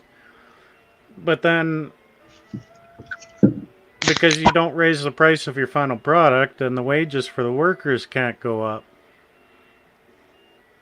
That's a biggest issue facing trucking right now.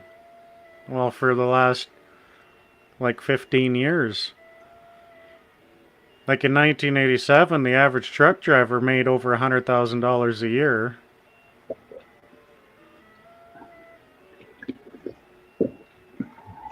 But now the average truck driver makes, just over $50,000 a year.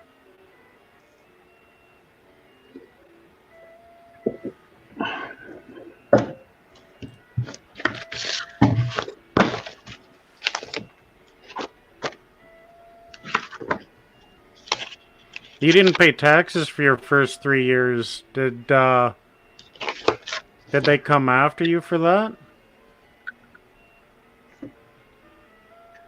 Or was it that you did your taxes on year 4 and you had to do those other 3?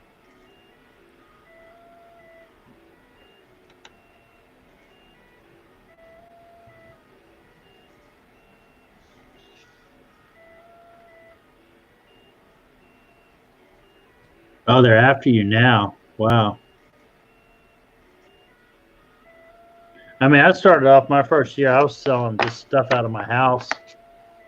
But like I said, I've got a maybe I sell 10 to 12,000 a year. And then by the time you back out your fees, your postage, and all that works up, and then cost of goods, it's maybe $3,000 to $4,000. It's not a lot of money. That sounds worse than it is. I mean, it's a better, Oh, Say man. in the States, does your small business income does that have to be filed separately? It depends on how you're set up. I just file it in with my personal. Oh yeah, okay, same here.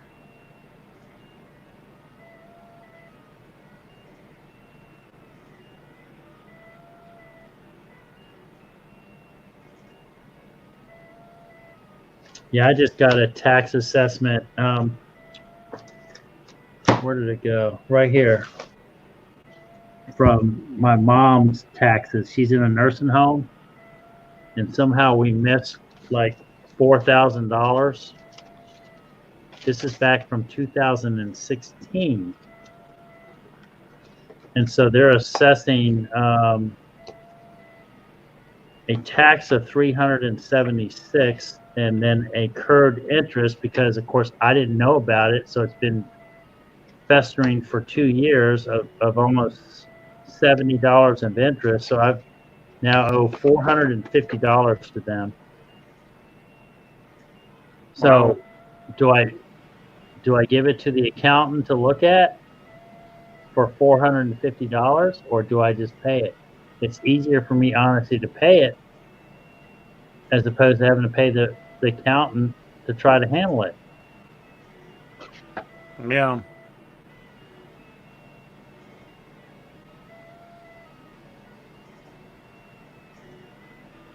No warning, they just take it. It kind of sounds like Amazon.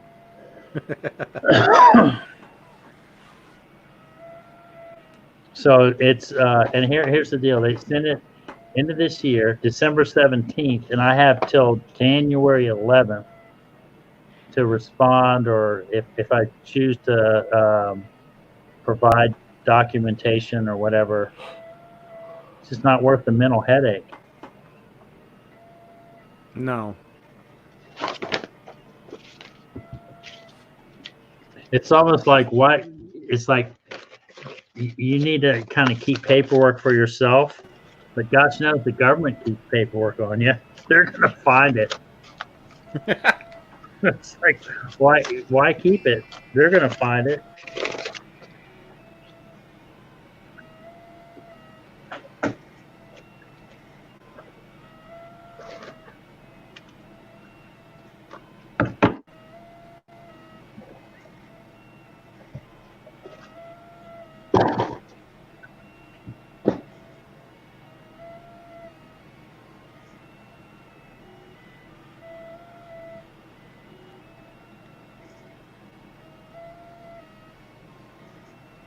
Wow. The knife. That's different.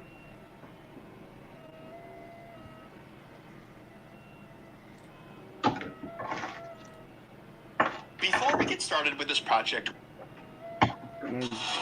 No way. Fat fingers. out on a CNC machine, I don't even see a oscillator on this. So yeah, I think what we're going to do is actually free this chip from its PCB prison. Okay, it's a homemade project. On its own. And the schematics look pretty simple, actually. Basically, stick in an oscillator, attach the cartridge, and then radio and audio. Oscillator. It's pretty good. Battery in. Use this set screw. There you can see the bow. I was really worried I was going to assemble this without the battery inside, but I remembered. Alright, now we just need to attach the logic board to the front of the unit here. There's some tines. So the nutcracker that I got returned the other day, it's already resold and shipped right back out. There you go, John. Takes Oh, a the- full-size cartridge. Yeah. It's a handheld unit.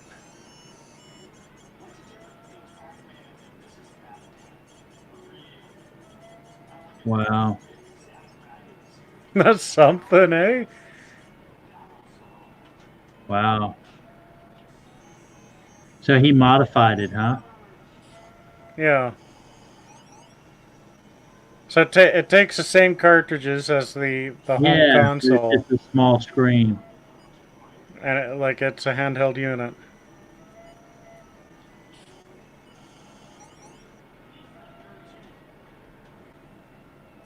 That's cool. So I shouldn't whine about it. I'll be here, I'll be try the deal.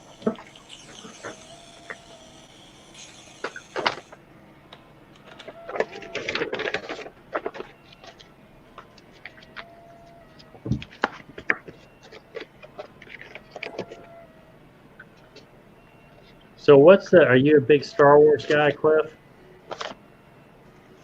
Just what I can make money on. Well, okay, I was wondering, because what's the movie release? It's like the childhood Luke Skywalker. Yeah, the Rise of Skywalker or something like that. Yeah, is it the first one?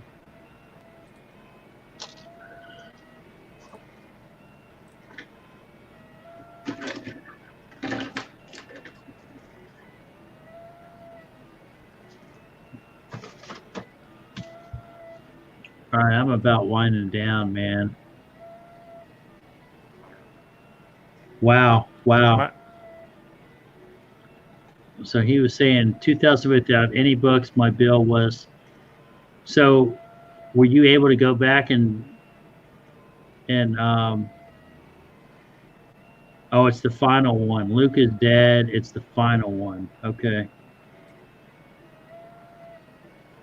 I just listed my childhood Scholastic, Star Wars, Empire Strikes Back, Return of the Jedi books that I had. So Rick, your 2015 without any books, your bill was $3,200. Did you go back and then provide some documentation and get that bill down, or what'd you do?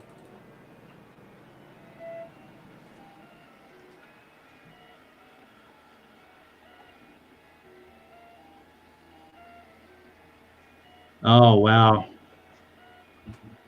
Yeah, that's a big hit, especially if you don't have like some backup put away. That's yeah. Because I know they get you for back due penalties and interest and all that. So 89. So you did get it down about two thirds of the way down. Phew, wow. Ouch.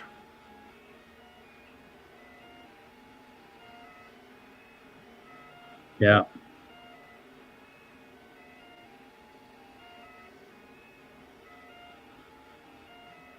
Yeah, and there's free apps that track that too. I got to do better about mileage too. But like I said, the last couple of months, I really have not been sourcing too much.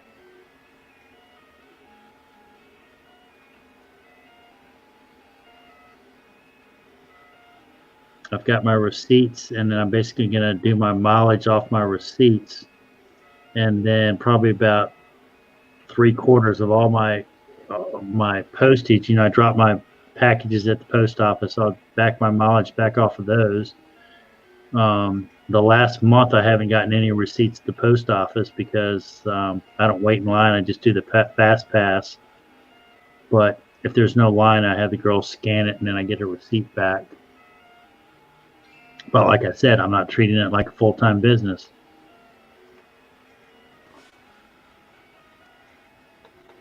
So, all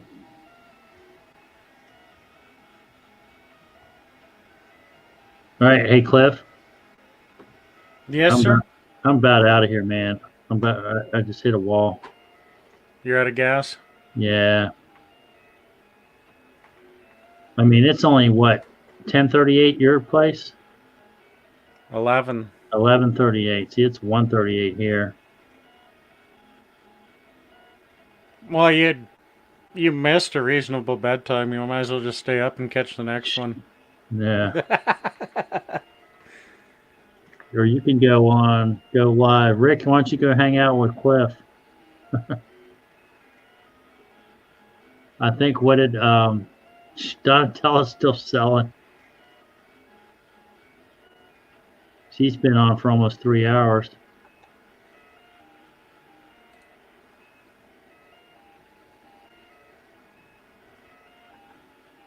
All right. So the video started off with a mud face on, and now I'm about ready to face plant on the table.